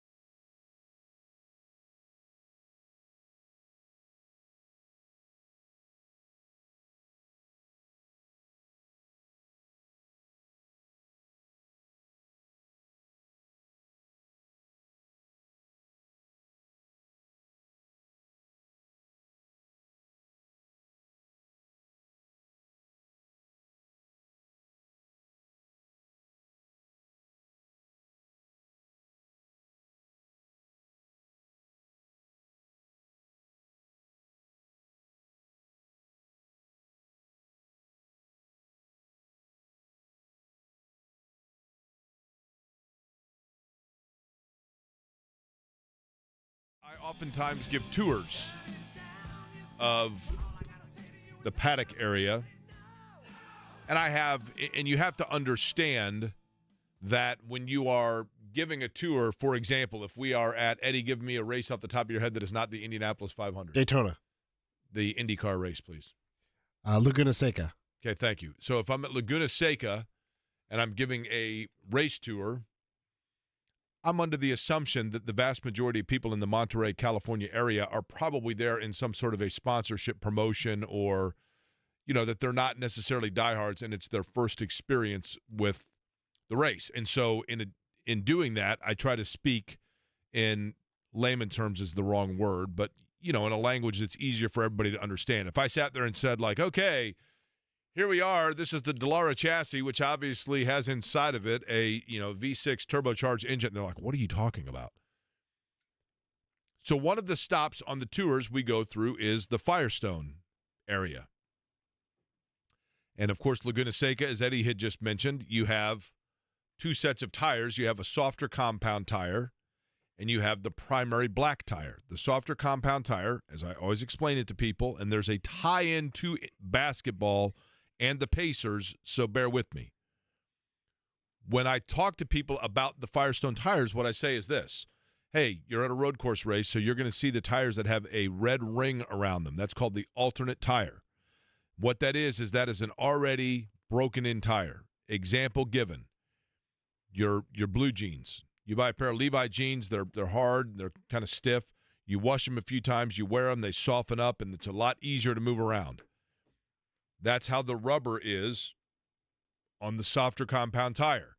And take a piece of bubble gum. If you have a brand new piece of bubble gum and you step on it, it probably just cracks. But if you have an already chewed piece of bubble gum and you step on it, it's a lot stickier. And that's what those tires are. They're stickier, and so when they go out on the softer compound tires, they have more grip, and they can be a little bit more fearless in the way they drive. When they have a brand new set of those tires, they still have on them the sticker, and those are known as sticker tires. Or, because there has been no scuff on the sticker tires, they are also known as slicks. A set of slick tires, or a set of tires that have not been scuffed and they are brand new. If you are naming a basketball team in the state of Indiana, and the Pacers is already used, even though Pacers has double meaning. Pacers is primarily named, as the basketball franchise is, as a recognition of the horse racing heritage in the state of Indiana. And then, of course, the tie-in of the fact that the Indianapolis 500-mile race is here, and, of course, there is a pace for the race. Double meaning. Slicks is a tire in the racing world, and drivers that are driving in the Indy 500 are racing on slicks. Obviously, there is no figure within the history of the Indiana Pacers, going to their ABA days and their NBA days, that has been more significant. There is no one person who is a greater pillar of the franchise all the way through, and there is no couple that is more responsible for maintaining a franchise in this town than the Leonards of Nancy and Slick Leonard. And Nancy Leonard still goes to the games. She is the matriarch of the franchise, no question about it. But Slick Leonard, being the guy that coached him, being the guy that broadcasted him, and being the guy that helped in the telethon that saved him, then the team should be the Indiana Slicks. I'd like to record that and send it over to Pacer Sports and Entertainment. On a more lighthearted note, and by the way, I totally agree with you. I think that would be awesome. I think that's what I they can't should remember do. which of the two of you it was that came up me, with that. So I'm going to say it was Eddie. I said the definitely not me. Slicksters. Slicksters? Okay. So I just think the Indiana Slicks, the racing tire and Slick Leonard. Give Bowser some slicked back hair and bring him back. That's all I'm saying. That's all I'm saying. Bring him back. Put a leather give jacket him a home on in him? Noblesville. Put a leather jacket on him? Yeah. Exactly. I'm telling you right now, if you are listening to this show, I want you to tweet me with hashtag Indiana Slicks and tag the Pacers. Literally, just Indiana Slicks. Hashtag Indiana SLICKS with @Pacers. I can't be the only one, and Eddie, I think, is the one that came up with this, but in terms of the racing tie-in, that's where my brain went. And then I thought, this is a natural, because it works in both counts, right? Yeah. It's perfect.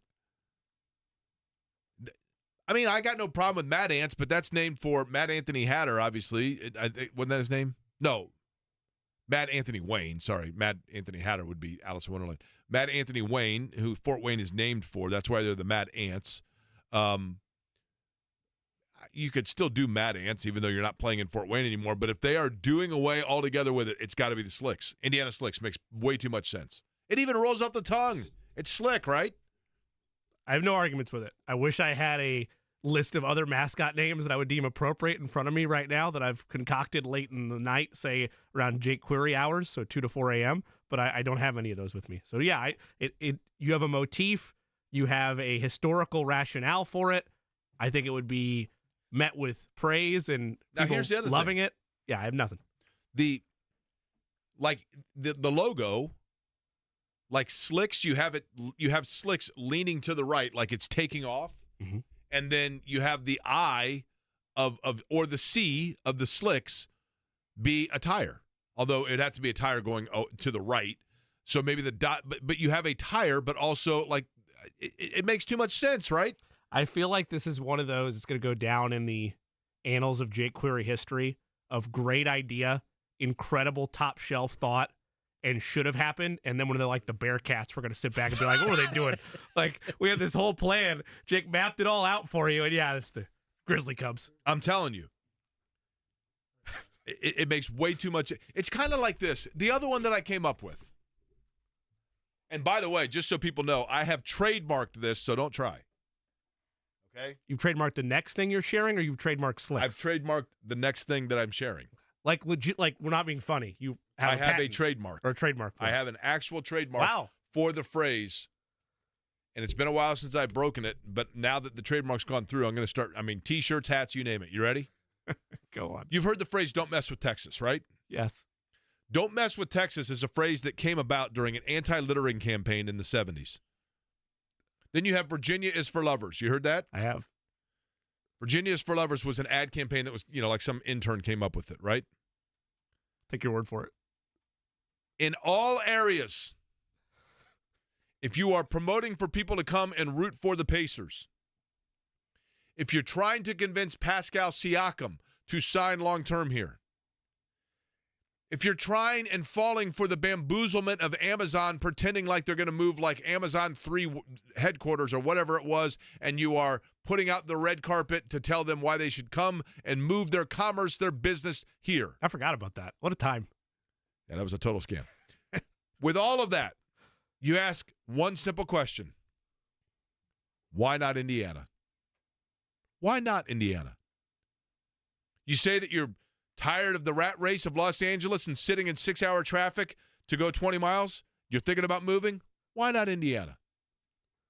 You're tired of the taxes in New York State and you love New York City, but it's just become too expensive and you want a nice green yard with acreage? Why not Indiana? You're looking for an NBA team to root for, and you're a G League fan because you like to see up-and-coming players, and you want a team that's sleek and sexy and pays homage to not only the patriarch of the franchise but also their great racing heritage, then guess what? We have the team for you to root for. You know which one? Why not Indiana? Put it on T-shirts, put it on hats. I'm telling you right now, marketing gold. Don't try doing anything with it because I've already trademarked it. Travis, you are in the company. What line of work are you in, Travis? Oh, I pick online orders for restaurants and deliver them. Oh, that's right. You are. If I'm not mistaken, you are our director of food distribution, right? Well, I don't know about that, but yeah. So I have an idea, and just because the Slicks, if you're not as familiar with car racing, even though I've lived 20 minutes from the Speedway my entire life, Slicks is kind of just a weird. We're getting ready to play the Slicks tonight. I was thinking, what if you pay homage to both Slick and keep part of the real name, and you could probably work out a pretty cool logo if you did like the Slick Ants. Okay, that's not terrible, Travis. You can turn a racing tire into like a little logo with an ant like moving, kind of cool. I think you got it with the Slick Ants. All right, fair enough.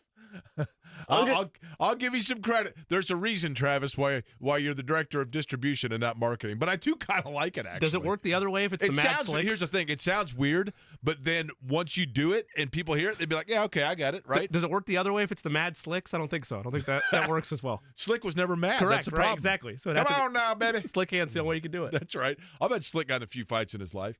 Adam, what's up? Hey, Jake. I like your suggestion.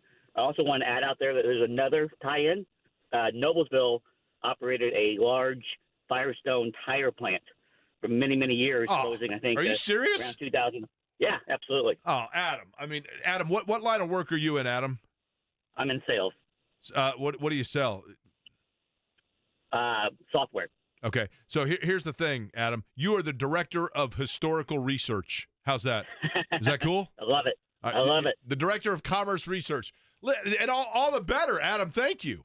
Listen, see, this is the kind of thing, it seeps out and then it just goes through literally. Like my brain is this little tributary of knowledge that just works its way into the Mississippi River of nonstop tie-ins. I'm telling you. And then they go and they name them the Racers, and it's like, well, it rhymed, so it made sense for us. And Jake's like, what are you talking about? We had this whole plan.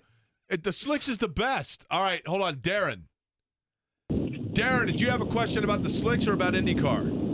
About IndyCar in general. Of course, we're coming up on the 500, and the rumors are swirling about guaranteed entrance again, and I know that's kind of I wouldn't even say a 50-50 shot of it actually happening. What do you think the odds are that this actually will happen this coming May? I don't know about this May, Darren, and just so people know, Darren is referring to the fact that Roger Penske is, and thank you, Darren. Darren, by the way, Stuart Tire down on the south side, great dude.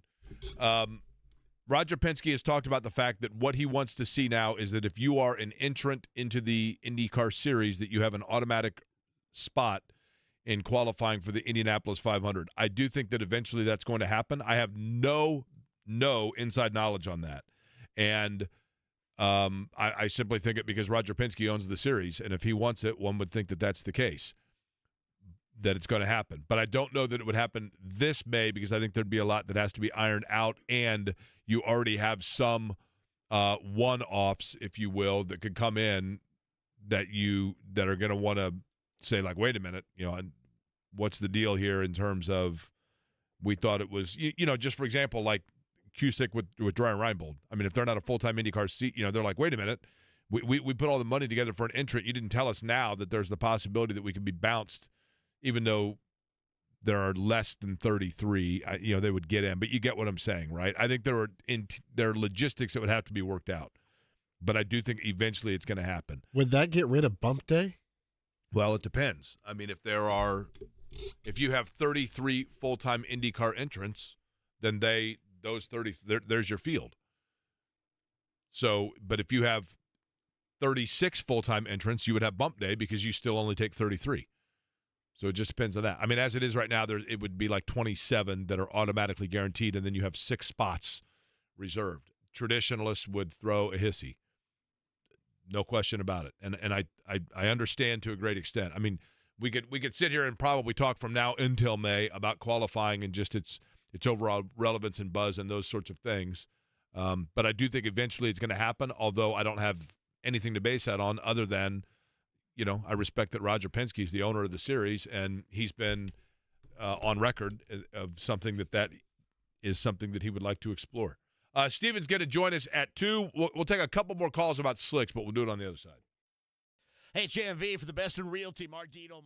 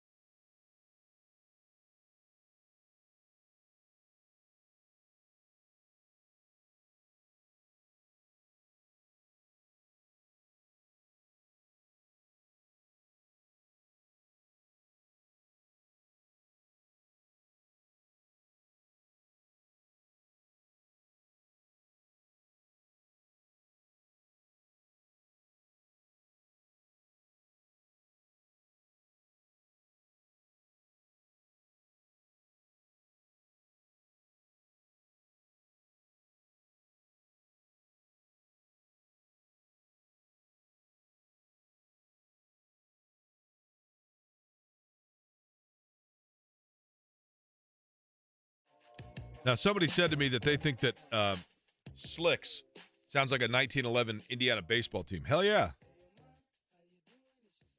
You know? Yes, I would understand that rationale. That's the beauty of it. Like, you just think about a bunch of guys sitting around in some old black and white photo with the weird, like, rounded, squared Pirates kind of hats that, like, We Are Family wore. Some weird Knickerbocker pants. Let's go. I really like your name idea. I just feel like inevitably it's probably going to be the field. Like if you made me listen, you have my full support. I'm just being the realist in the room. I'm trying to think of how you draw. You sound like something. a pessimist. Well, I said I was a realist. It's my truth, Eddie. So like the logo looks something like this, like like leaning, like it's taking off to the right.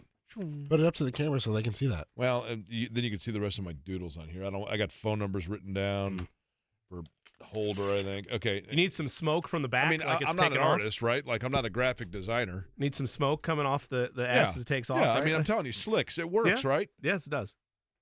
Ty. What's up, Ty? Hey, good afternoon. Hey, Ty, have you called the program? Have you called the show before, Ty? Not this one, no. I drive for a living, so I normally don't call. You sound like a nice guy, Ty. Where are you driving right now? I'm driving back from southern Kentucky. Oh, okay. So are you in Kentucky right now? Yeah. Yes. Were you down near Bowling Green by chance? I'm going through it as we speak. You should go into the Corvette Museum and you can see where the big sinkhole was. They've got a whole thing where you can watch a simulation of it. It's pretty fascinating. I do want to do that someday, but I drive for a living, so I don't really like it. Do you ever stop at Buc-ee's, Ty, when you're driving? I think they have one there in Kentucky. Have you ever been to Buc-ee's? No, I haven't, but the one you're mentioning that I passed is like marker 38, and it's under construction as we speak. Oh, okay, there we go. All right, well, Ty, we appreciate. Drive safely, by the way. What's on your mind? All right. First of all, I do have an IndyCar question, but I just thought you might be interested. I have no idea why I know this. But you were talking about the Rockets going to Houston and how a perfect fit that was. If you look at the origin of the Detroit Pistons, they actually started in Fort Wayne. Correct. And there's a guy named Fred Zollner who manufactured Pistons, was the owner. And they were called Zollner Pistons. I believe that's what they were called. Then they moved to Detroit. Which is like the more fitting thing, right? Exact same scenario, right? Yeah, I didn't know if you knew that. I did know they were the Fort Wayne Pistons, but you're right, though. I mean, that is obviously the perfect name. Once you went to Detroit, there was no change necessary. All right, what's your IndyCar question? And I can't promise I'll answer it, but I'll try. All right, now I've asked Robin Miller in the past, and everybody gives me the same answers. They're always there. But why is Cosworth there every year doing statistics, taking times? What is the answer they give? I mean, I don't know the answer. I would assume that it is. You mean define what you mean by always there taking times. They're set up in the pit area, taking down statistics, and the thing I'm getting at is like if there's no interest, why be there all these years? Right, because obviously they're not an entrant anymore. Is what you're getting at, right? Right. I was wondering what you thought about that.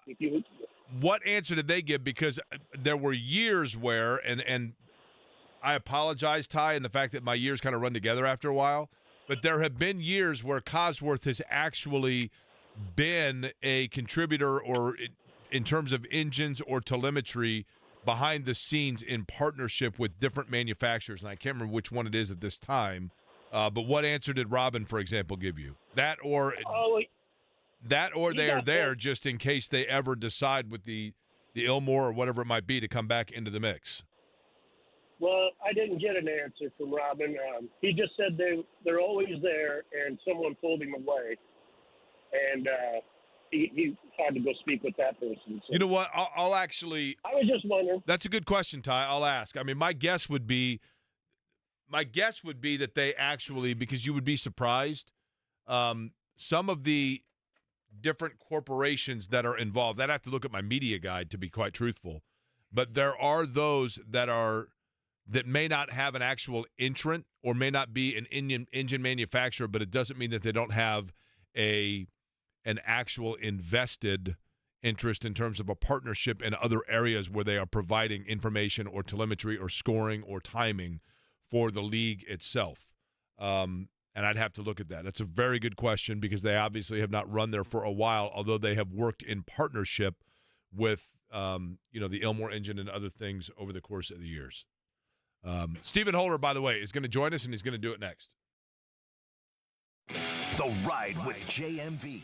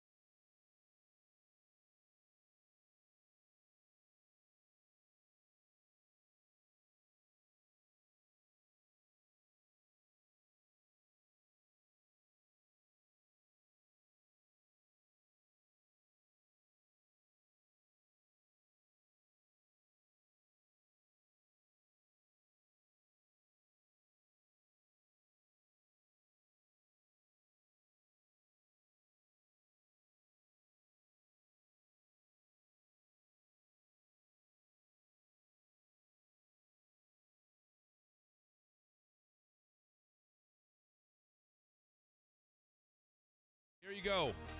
And thank you for the submission of answer here. Pi used to be the company that had the technology involved in the steering wheel. Within the steering wheel, they have all kinds of information for the driver. Everything from oil pressure to fuel efficiency to temperature tire or tire temperature, everything. They're just like us? All in the steering wheel. Yeah, that's right. You know how in your steering wheel you have all that, though? Yeah. The drivers have all of that, and as well as weight jackers and other such things. The company that facilitated all of that information and the accuracy of that information was bought by Cosworth. Cosworth now oversees that technology, and thus why they are at the Speedway. Stephen Holder joins us now on the program. Of course, you read his work at ESPN.com, and he was at the Pro Bowl. We talked about that. He's been a busy guy in covering the NFL and now, of course, the Super Bowl. Stephen, I'll begin with this. The Pro Bowl itself, I know that, I heard you talking to John about this. You irritated Stephon Diggs, but in terms of the Colts, any storylines that came about or that raised your eyebrow in relation to the Indianapolis Colts that happened or that you were able to obtain through being around the Pro Bowl? I wouldn't say anything extraordinary. Well, a couple things, though.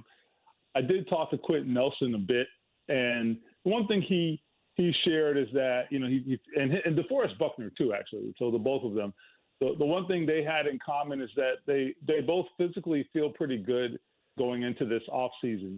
Now, I know everyone says that, but that, number one, that matters a lot right now just because they hope to have an offseason where they are not in a situation where they're having to recover or rehab or have surgery, which Quentin Nelson has done a couple times in recent years.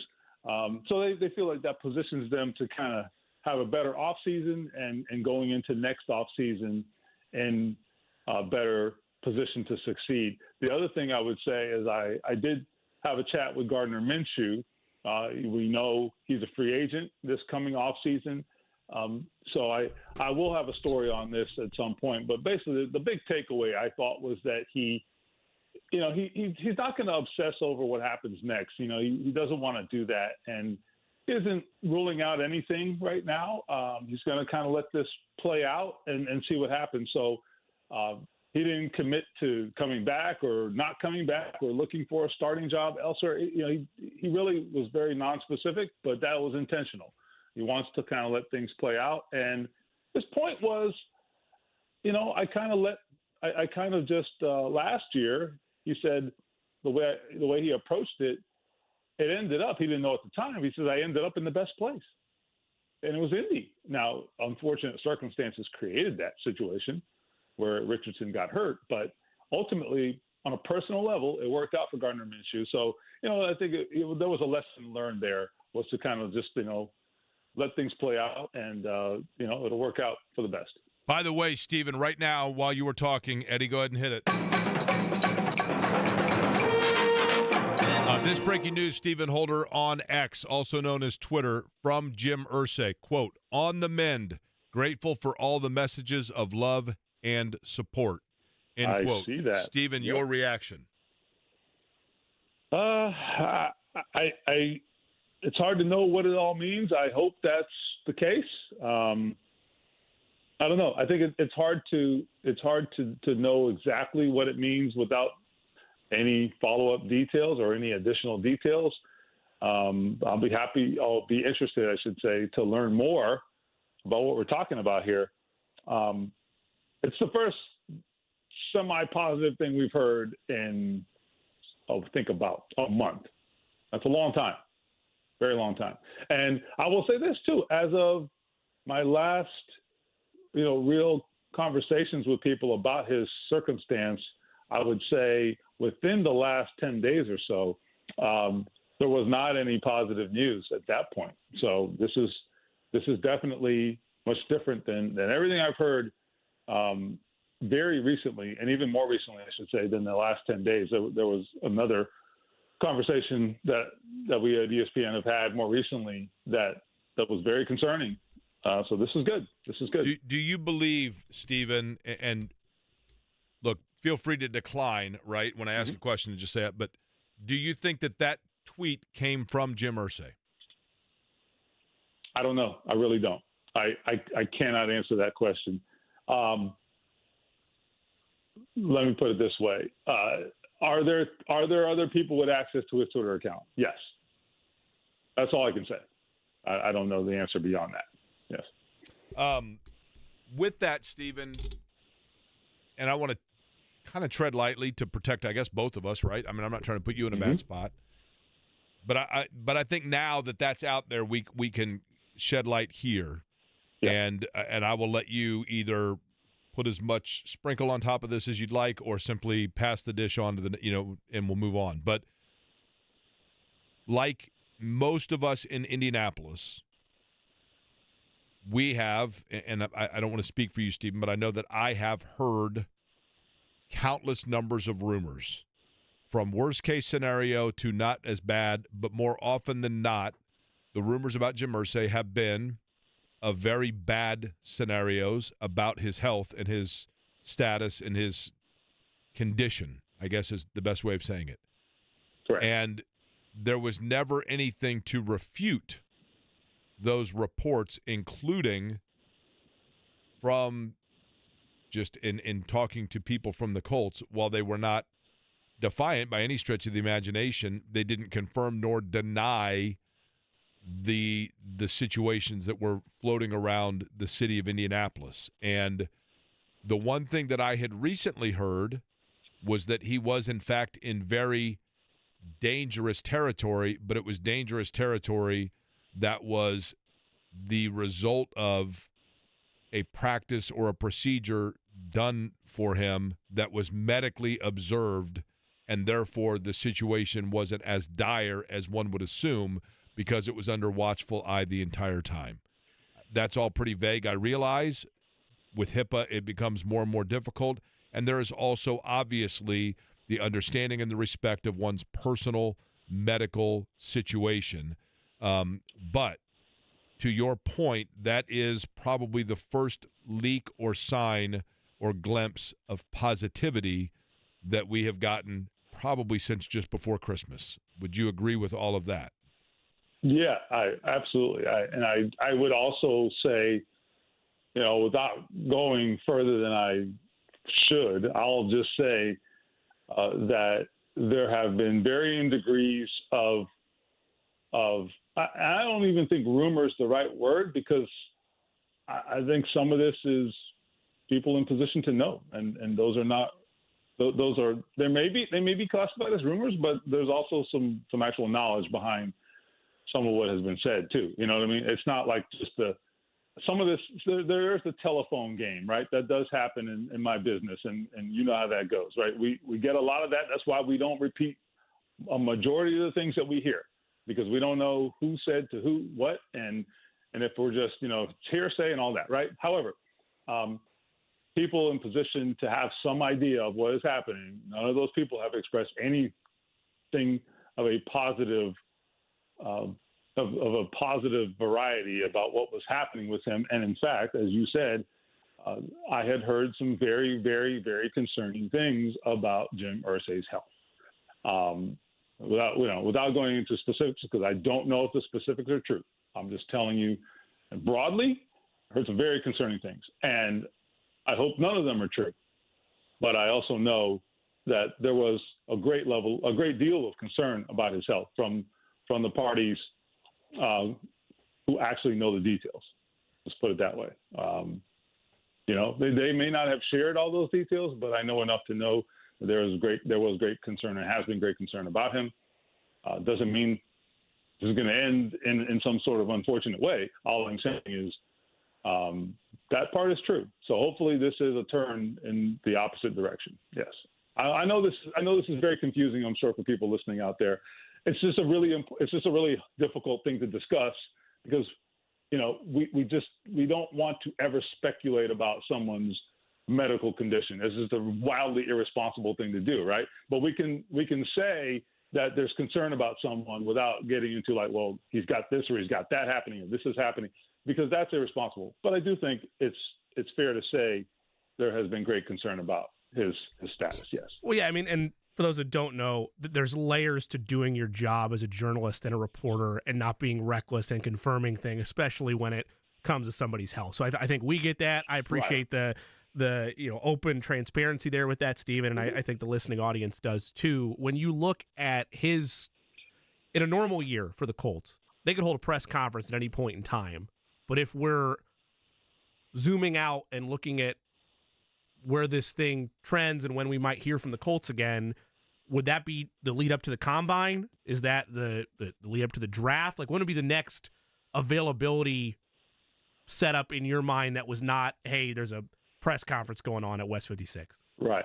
So I've asked that question. And the answer I got was basically, don't sit by the phone. But I don't know if maybe there has been a change in his status. If there's a change in his status, then that could change that answer, right? The answer that I previously got. But I don't know. That's what we don't know. That's the hard part, and that's what we don't know. So all we can do is speculate. I really don't know. Okay. But yes, I understand the question. I think I would say this: the next time we have access, on the record access to Colts officials, would be the combine. And that would be Shane Steichen and Chris Ballard. Beyond that, that's up to the team if there's anything more than that. Okay, Steven, let me throw something that somebody just sent to me. If it's dangerously speculative, again, feel free to say that's dangerously speculative, Jake. Let's move on, okay? But I think it's a really interesting point that somebody just texted me. Roger Goodell does his annual State of the NFL press conference at the Super Bowl tomorrow. That tweet gives him the cover if he is asked about Jim Irsay. So actually, I'm pretty sure Goodell talked yesterday. I think he talked yesterday. Was it yesterday? That was my understanding. I believe he talked yesterday. So I did wonder, though. If he would be asked, and I presume he was not asked. I did not hear. It was yesterday. You are correct. It was yesterday. My apologies. No, it's fine. It's not normally on Monday, though, of Super Bowl week. So the premise is not wrong. The premise of that point that comment is not wrong. But this year they did it on a different day. It is typically around Wednesday. So that actually was an actual good assumption on that person's part. And the league owners meeting is when? Scheduled for the last week of March in Orlando. So we got a little ways to go. And that would be the first time that there would be like an obligatory thing where Jim Irsay typically in a season would be present or out front, correct? Yeah, correct. There was actually they have also periodic meetings. Now the annual, quote unquote, annual meeting, which we refer to as the owners meetings, that is the spring meeting that we're discussing now. They also have periodic meetings all the time, like every few months.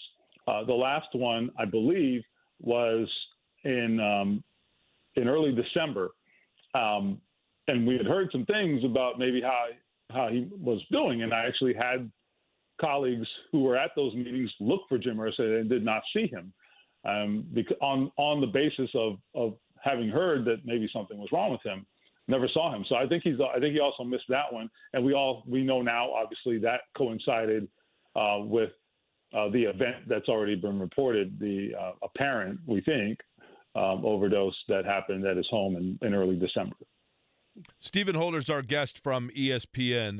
So, Stephen, I guess the next question before we move on from this subject, again, if you're just joining us, Jim Irsay's Twitter account tweeting that he is on the mend. I don't have it in front of me, but that's the core of what it said. Thank you for all the love and prayers, essentially, is what it said. Journalistically speaking, Stephen, this means that we progress in terms of the coverage or the storyline of Jim Irsay's health in what way, or does it? I think if they want to. This is not the priority, okay? The priority is him getting better, right? But if the family and the team want to truly sort of, I don't want to say put it to rest, but sort of give people the ability to kind of stand down and exhale. I do think you have to kind of give a little specifics as to what's going on, maybe answer some questions. I think you need to do more than that. Tweet is probably not quite enough. It probably helps. It's probably not enough, though.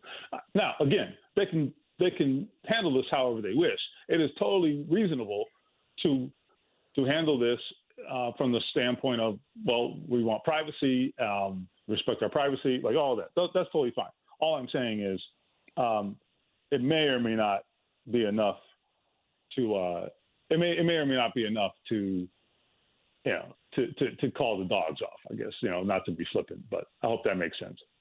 Stephen Holder, our guest, ESPN.com. Stephen, one of those subject matters that we're going to talk a lot about, and listen, it's probably broken record, I realize.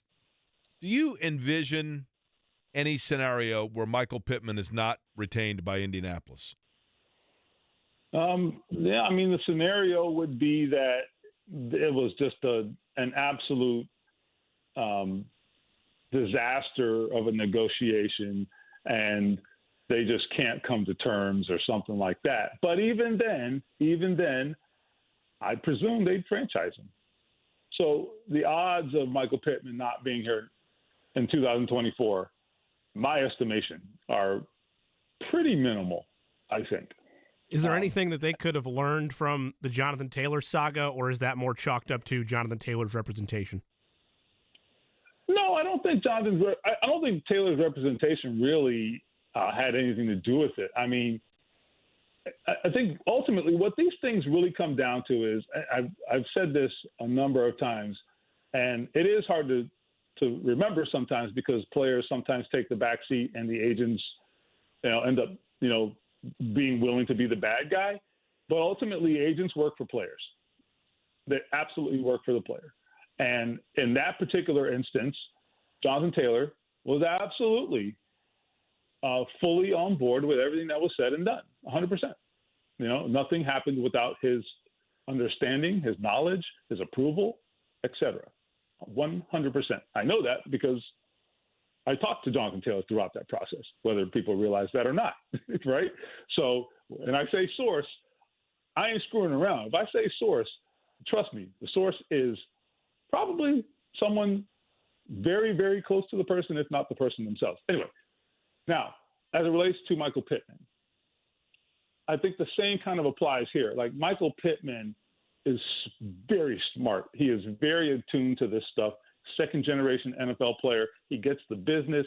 He knows everything. He understands the cap. Like, this guy gets it. I don't know if he was a business major, but he understands this stuff, and he is very in tune with how this process is going to work. So I think whatever happens, it won't be about representation. It won't be about any of that. I think you're going to have, but I also think the other thing I'd say though, that I don't think that's necessarily a bad thing, right?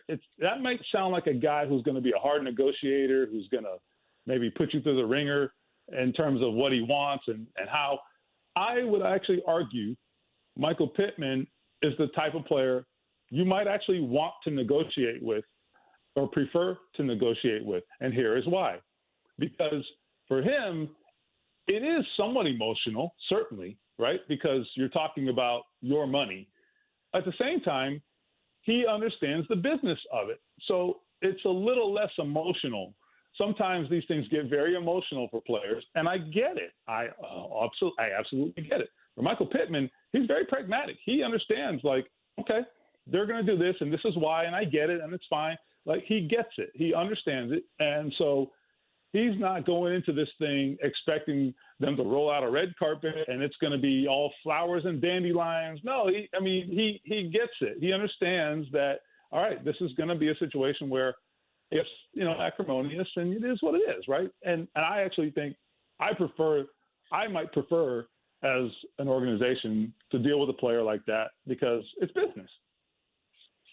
Stephen Holder is our guest. Stephen, quick question having nothing to do with this subject matter. Did you ever get into Tracy Chapman's music? I wouldn't say get into, but familiar with it, respect it, and for certain, yeah, absolutely. So, familiar with it, I would say to some degree. But did you see the performance from the Grammys from Monday night? I saw or Sunday night? Sunday afterward, not live, but did see. Yeah, I've seen it since. Yes. I just thought it was a super cool moment, and I think that Tracy Chapman is one of those performers that, I don't know. I think people outside the realm of Tracy Chapman's life and MO can learn a lot about the life and MO of other people by listening to or doing a deep dive on her music. And I think we don't do enough of that. And that's a totally random thought out of left field, but at the same time, it allowed us to not have to talk about contracts with Michael Pittman for a few minutes. But does that make sense, though? No, it does. It does. Absolutely does. I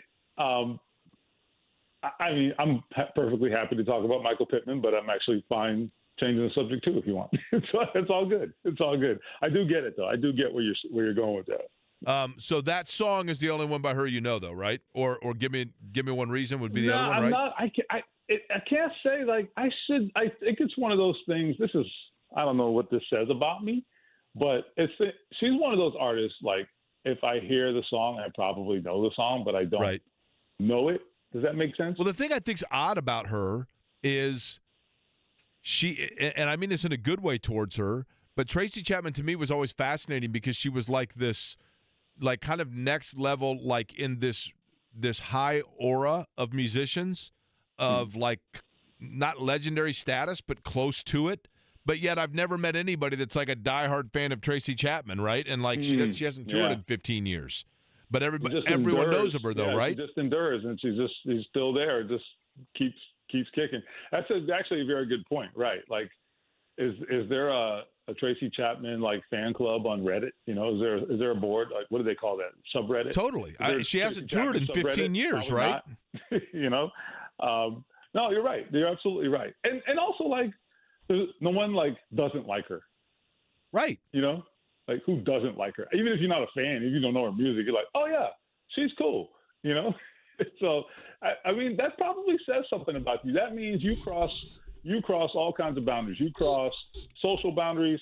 You cross racial boundaries. You're crossing genre. Well, that moment did exactly that, right? Because you got a guy that's a country singer that grew up in the country realm and had a great respect for her, and then she comes out, and the two of them, and the song itself is about, you know, somebody trying to overcome out of poverty and getting sucked back into the cycle. I just thought it was, you know what I mean? It was a pretty poignant moment.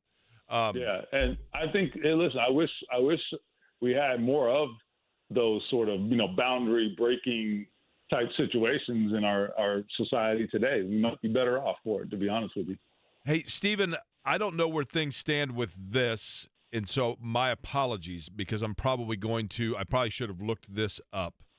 But in terms of, you know, we now know, and I don't know if it was you or one of your colleagues at ESPN that had the story about Isaiah Rodgers in terms of his suspension. Outside the lines. What's that? It was outside the lines, yeah.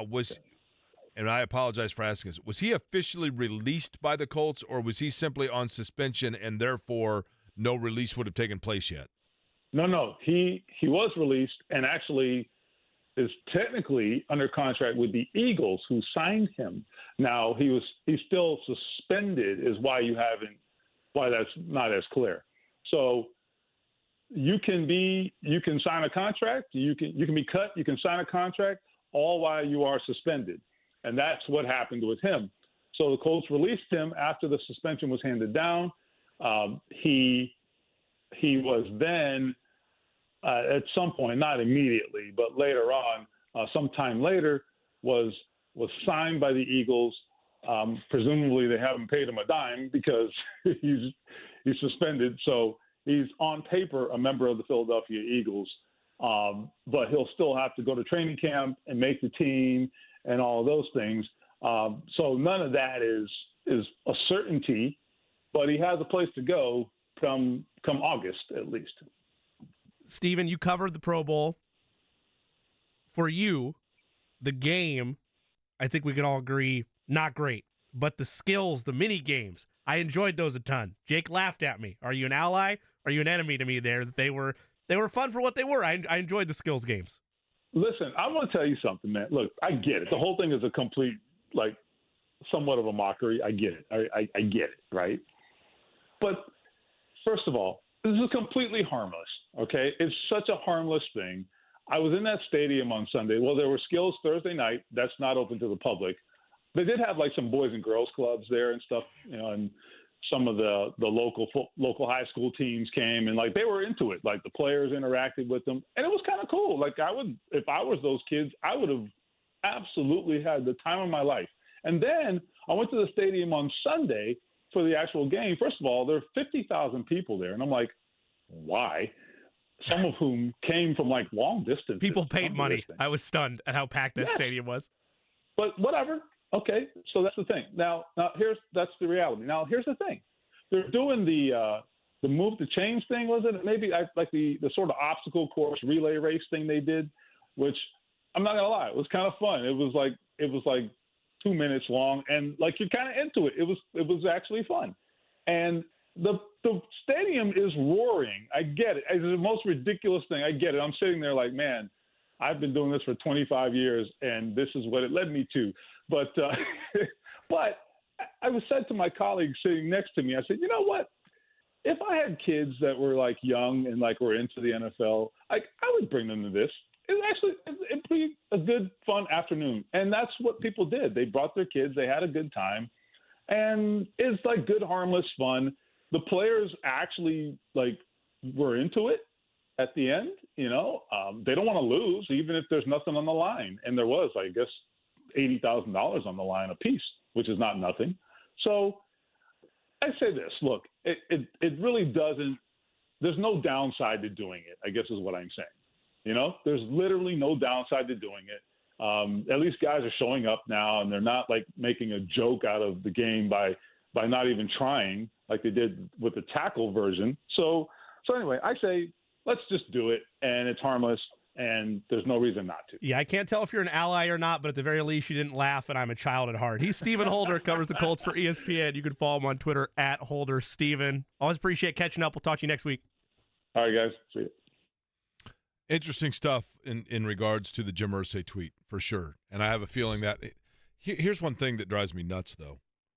Like a local TV station that sends an article that says, Jim Irsay, quote, and then it quotes his tweet, and you click on the story, and it's like, Jim Irsay's tweeted and said this. Yeah, I know. You could have just retweeted it, right? It's all about clicks, I guess, right? That's the name of the game. All about strategy and clicks. I just saw JMV walk in, so he's here today, not on remote, right? That is correct. All right. Well, we will continue this conversation. Again, if you're just joining us, Jim Irsay tweeting, or his account tweeting out earlier today, on the mend, and thanks for all the love and support. On the mend, grateful for all the messages of love and support is the exact wording of the tweet. In order for small businesses to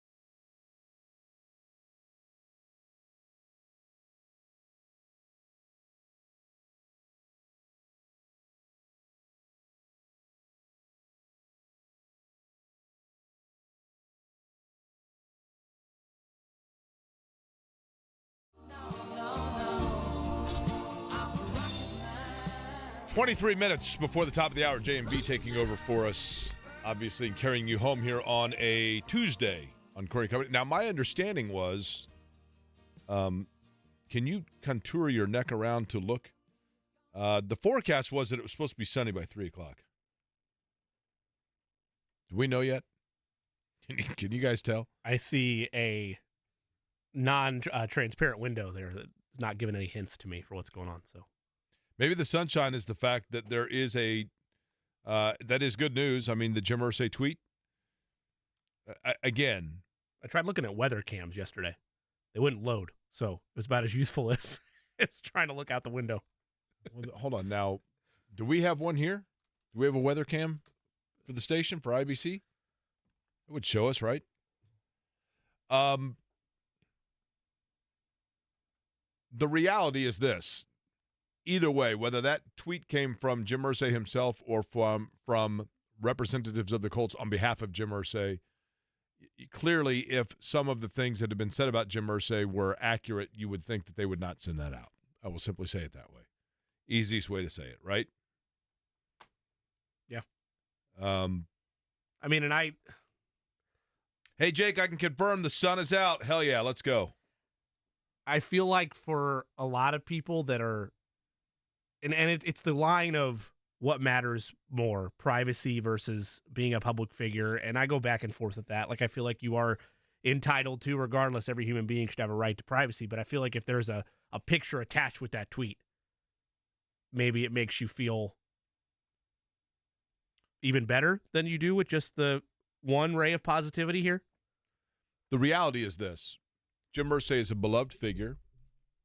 He's the owner of the most popular entity within the state and the one that probably unifies people in this city more than anything else.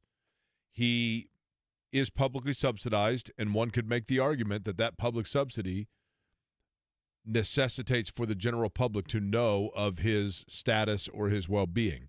That is certainly up for debate, and there are multiple ways in which you can look at that. But also, I understand why people probably listening are like, well, if you guys had heard this or heard that, why are you not reporting it?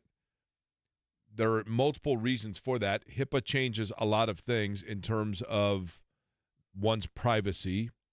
And in addition to that, the reality is this, and maybe I shouldn't even say this, but I do think it's true. When it comes to and this is not the case, and I certainly hope it's not going to be the case anytime imminently or anytime soon, but just so people know, when it comes to like really, really bad or sad news about major entities within the city, Jim Irsay, whatever you want to say, locally speaking, no one is trying to be the one to break that story. No one is. We don't want to give that information. We don't want to share bad news. We want to be about good news. We don't want to be about bad news, and people don't want to hear bad news, so it's not necessarily in our best interest to share it. Now, obviously, in this situation, you have to have confirmation. You have to have, it's a gabillion things, right? I mean, it's gotten, the Irsay situation in this town has gotten to Ferris Bueller level, right? Yeah. You know, my best friend's next door neighbor's girlfriend last night saw him at 31 Flavors. I mean, it's gotten to that Right. level. And people lose sight of national entities, like, for example, TMZ, throw them out there, who had the story of his overdose.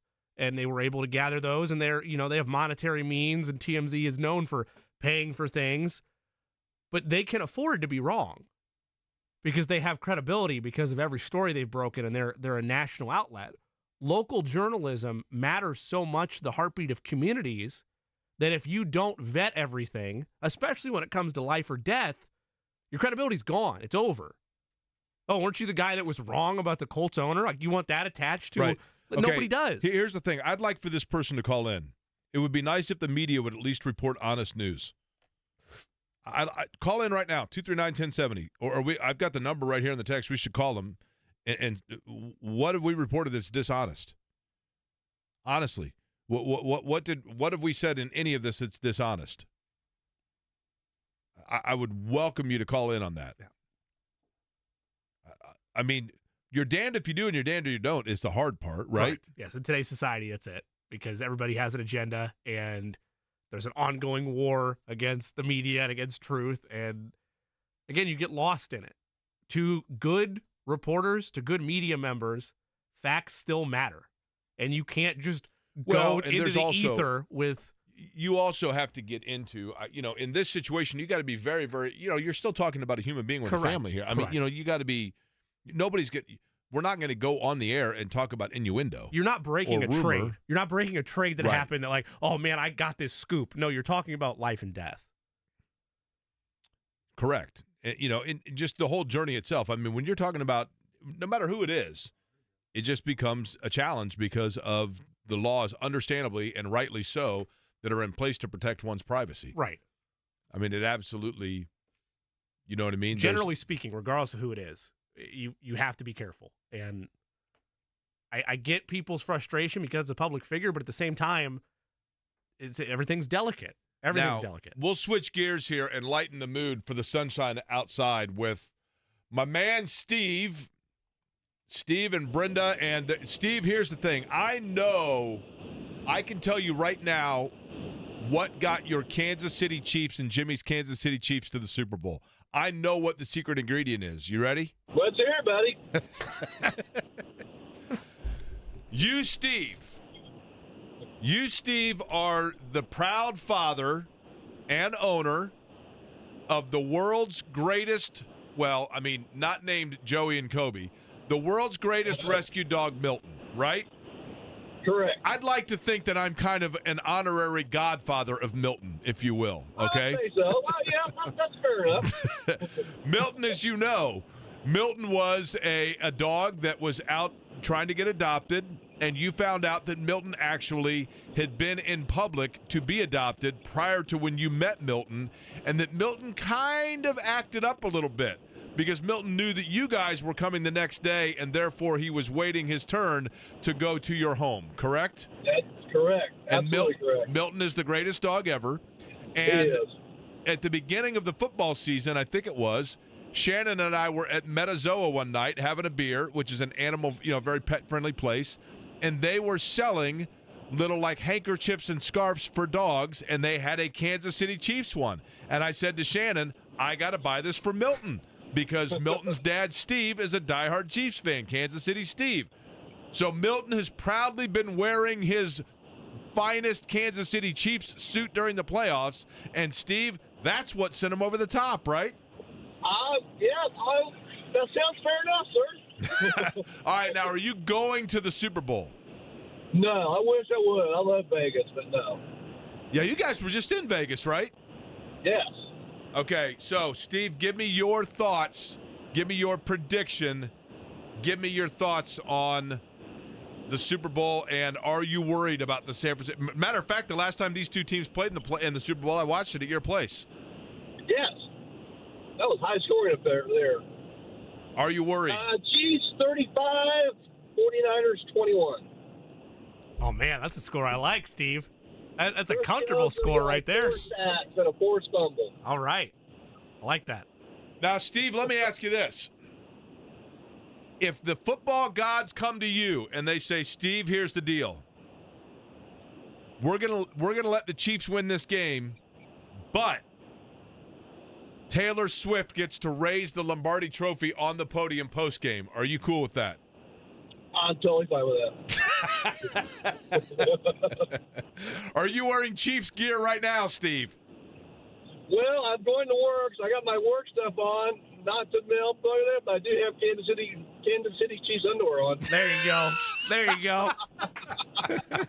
All right, Steve.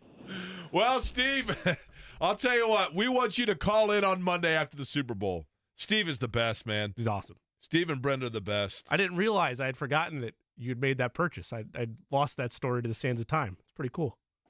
Very nice of you. What's that? I thought you were just petitioning to be a godfather to Milton. I didn't realize there was an actual acquisition that was made Milton's my in man. support of Milton. That's awesome. Milton is my man. Jimmy, are you going to be here Monday? I'll be here Monday. Okay. I'll be here Monday. Got to be here the day after the Super Bowl. No matter if it's a defeat or a loss? Regardless of the result, I will be here. Okay. You don't need to do a health wellness check on me, even though I think you will regardless. I'm sure I'll get a text from you in Now, about. where do you watch the game? Shout out to my brother Bob Cook. We go to his house, south side of Indy, and it was Chili and Chiefs is what it was originally when he first started watching games. It's evolved now where it's not just Chili every time, but that's just the name of the outing every Sunday. We go there. He had Sunday ticket, and the rest is history. Ditches the wife? I do leave Haley. That's correct. Haley's been before. It's not Haley's type of cup of tea. She's fine. With the Chiefs ring? There you go. You know, it's been a long time since I've been like uber passionate about a sports team to that level. I mean, Clemson would be one, and I've told the story many times on why that is the case for me with Clemson. But with teams that I'm uber passionate about in big games like that, I don't like watching it in public. I don't mean like I don't want to embarrass. I just like I like. I need allies. It's either private or allies. Like if I didn't have my family, I wouldn't go to a bar to watch that game. I would stay at home. Right. That's what I mean. Like I watching it at live is one thing, right? Except for that, like if your team's trail, it's really tough. But if right? you're with somebody, there's always that one person that tries to analyze what's happening. It's like, dude, I've watched every game this season. Correct. That's I what I understand mean. what's happening here. You speculating, oh, it looked like a weird throw there. No, it was designed like that stuff irks me to no end. That's why I just like I don't know. Like I some of Clemson's national title runs, like some of those games against Ohio State, whatever else. There was one when they beat Ohio State. The years all run together to me, but and let's face it, they beat them in 6 bowl games, so it got hard to tell after a while. But the second to last one there, I remember they were down at the half. They were playing terrible, and so I told Shannon, I'm like, I'm leaving. She's like, what are you talking about? I'm like, I've watched like 3 games in 10 years on this couch, and they've lost all 3. So I'm going home. That's awesome. And I went home, and they came back, and they got an interception of Justin Fields, and they went on. You know what I mean? Now, it did not go that way when they had to go up against C.J. Stroud. I realize this might. I don't want you to think this is me saying less of you because it's not. I've never been more glad to know you than with that story. That is phenomenal. That you would dabble into the voodoo of superstition and be like, totally. Now, what's weird is when I went to the national title game against Alabama, where Hunter Renfrow caught the game-winning touchdown, like I was probably because I was in the element, it was just different. I wasn't as like Nervous Nelly. I mean, Shannon one time videotaped me. They were playing, I think it was North Carolina State, and they were struggling, and they were down late, and they turned it over late, and she videotaped me because I took my hat off and threw it. And she's like, "You're a moron." And then I was like, "Look, for 20 years the Pacers lose a game, and it ruined your entire week. I mean, it's turnabout's fair play, right? It's all fair." I toss my hat about every other drive. My favorite thing to do. Do you have picks for us on the other side? I do. I got a couple picks. All right, we'll do it next. Hi, this is ESPN's Mike Greenberg.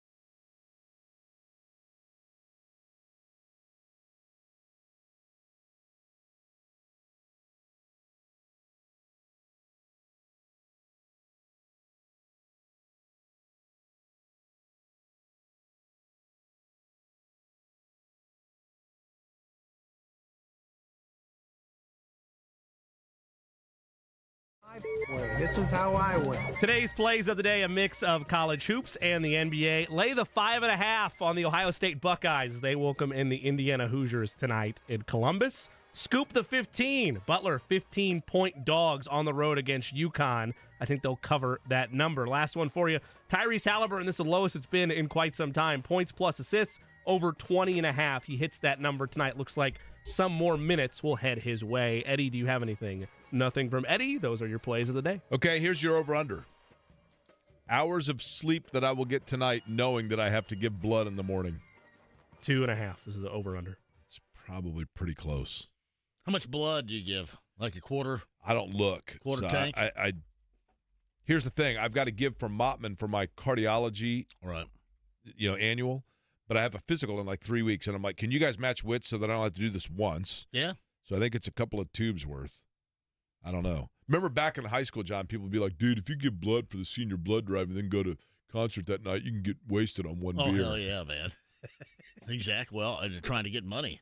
Like on the weekend in Terre Haute, going to get blood to get some beer money. I got a buddy that was he gave every body fluid there is possible, right? Hey, I would do anything, man. I'd give plasma, I'd give amongst it. I'd other force things. it out. I'd do all that stuff. Yes. John, I will, as to not steal the thunder for you, because I'm sure you will probably mention it, but obviously you saw the Jim Irsay tweet. Yeah. We'll wait till you go on if you want to give your reaction then. No. I mean, listen, anything positive is good news because you go since early January, like January the 8th, without a word from somebody that's so active in social media that had everybody rightly concerned around here. So, again, that was a good sign. Now, I guess there's no way to know when we would see or hear from him again, right? Yeah. Based on that, that's like you get concerned because you don't hear anything, right? Nothing. And you don't hear denial. That was to me the thing that was right. concerning was when we were going and saying, "Here's what I'm hearing." There was no, that's. But not, you get that, and now that regardless is on. As I guess if you want to call it record, but no, that was good to see because I think we were all, and still there's concern there until you see, of course, right? But I think everybody was incredibly concerned, and you just you get the rumor mill that just grinds out, and people say, oh, you got to find this out, find that out, and you finally get that word. That's good. John's up next. What do you got up next, John? We've got Rakestraw, we've got Spielberger. I think Trace coming on today. I think Trace Jackson Davis, Golden State. They come to town on Thursday. We'll see what the former Center Grove High School standout is doing and not playing on a Tuesday night at Center Grove like the rest of us. That's right. So, yeah. All right. John's up next. All right, we will be back with you tomorrow at noon. Thanks for listening to Query and Company on 93.5, 107.5 The Fan. The Ride with JMV. It is so easy to see how good a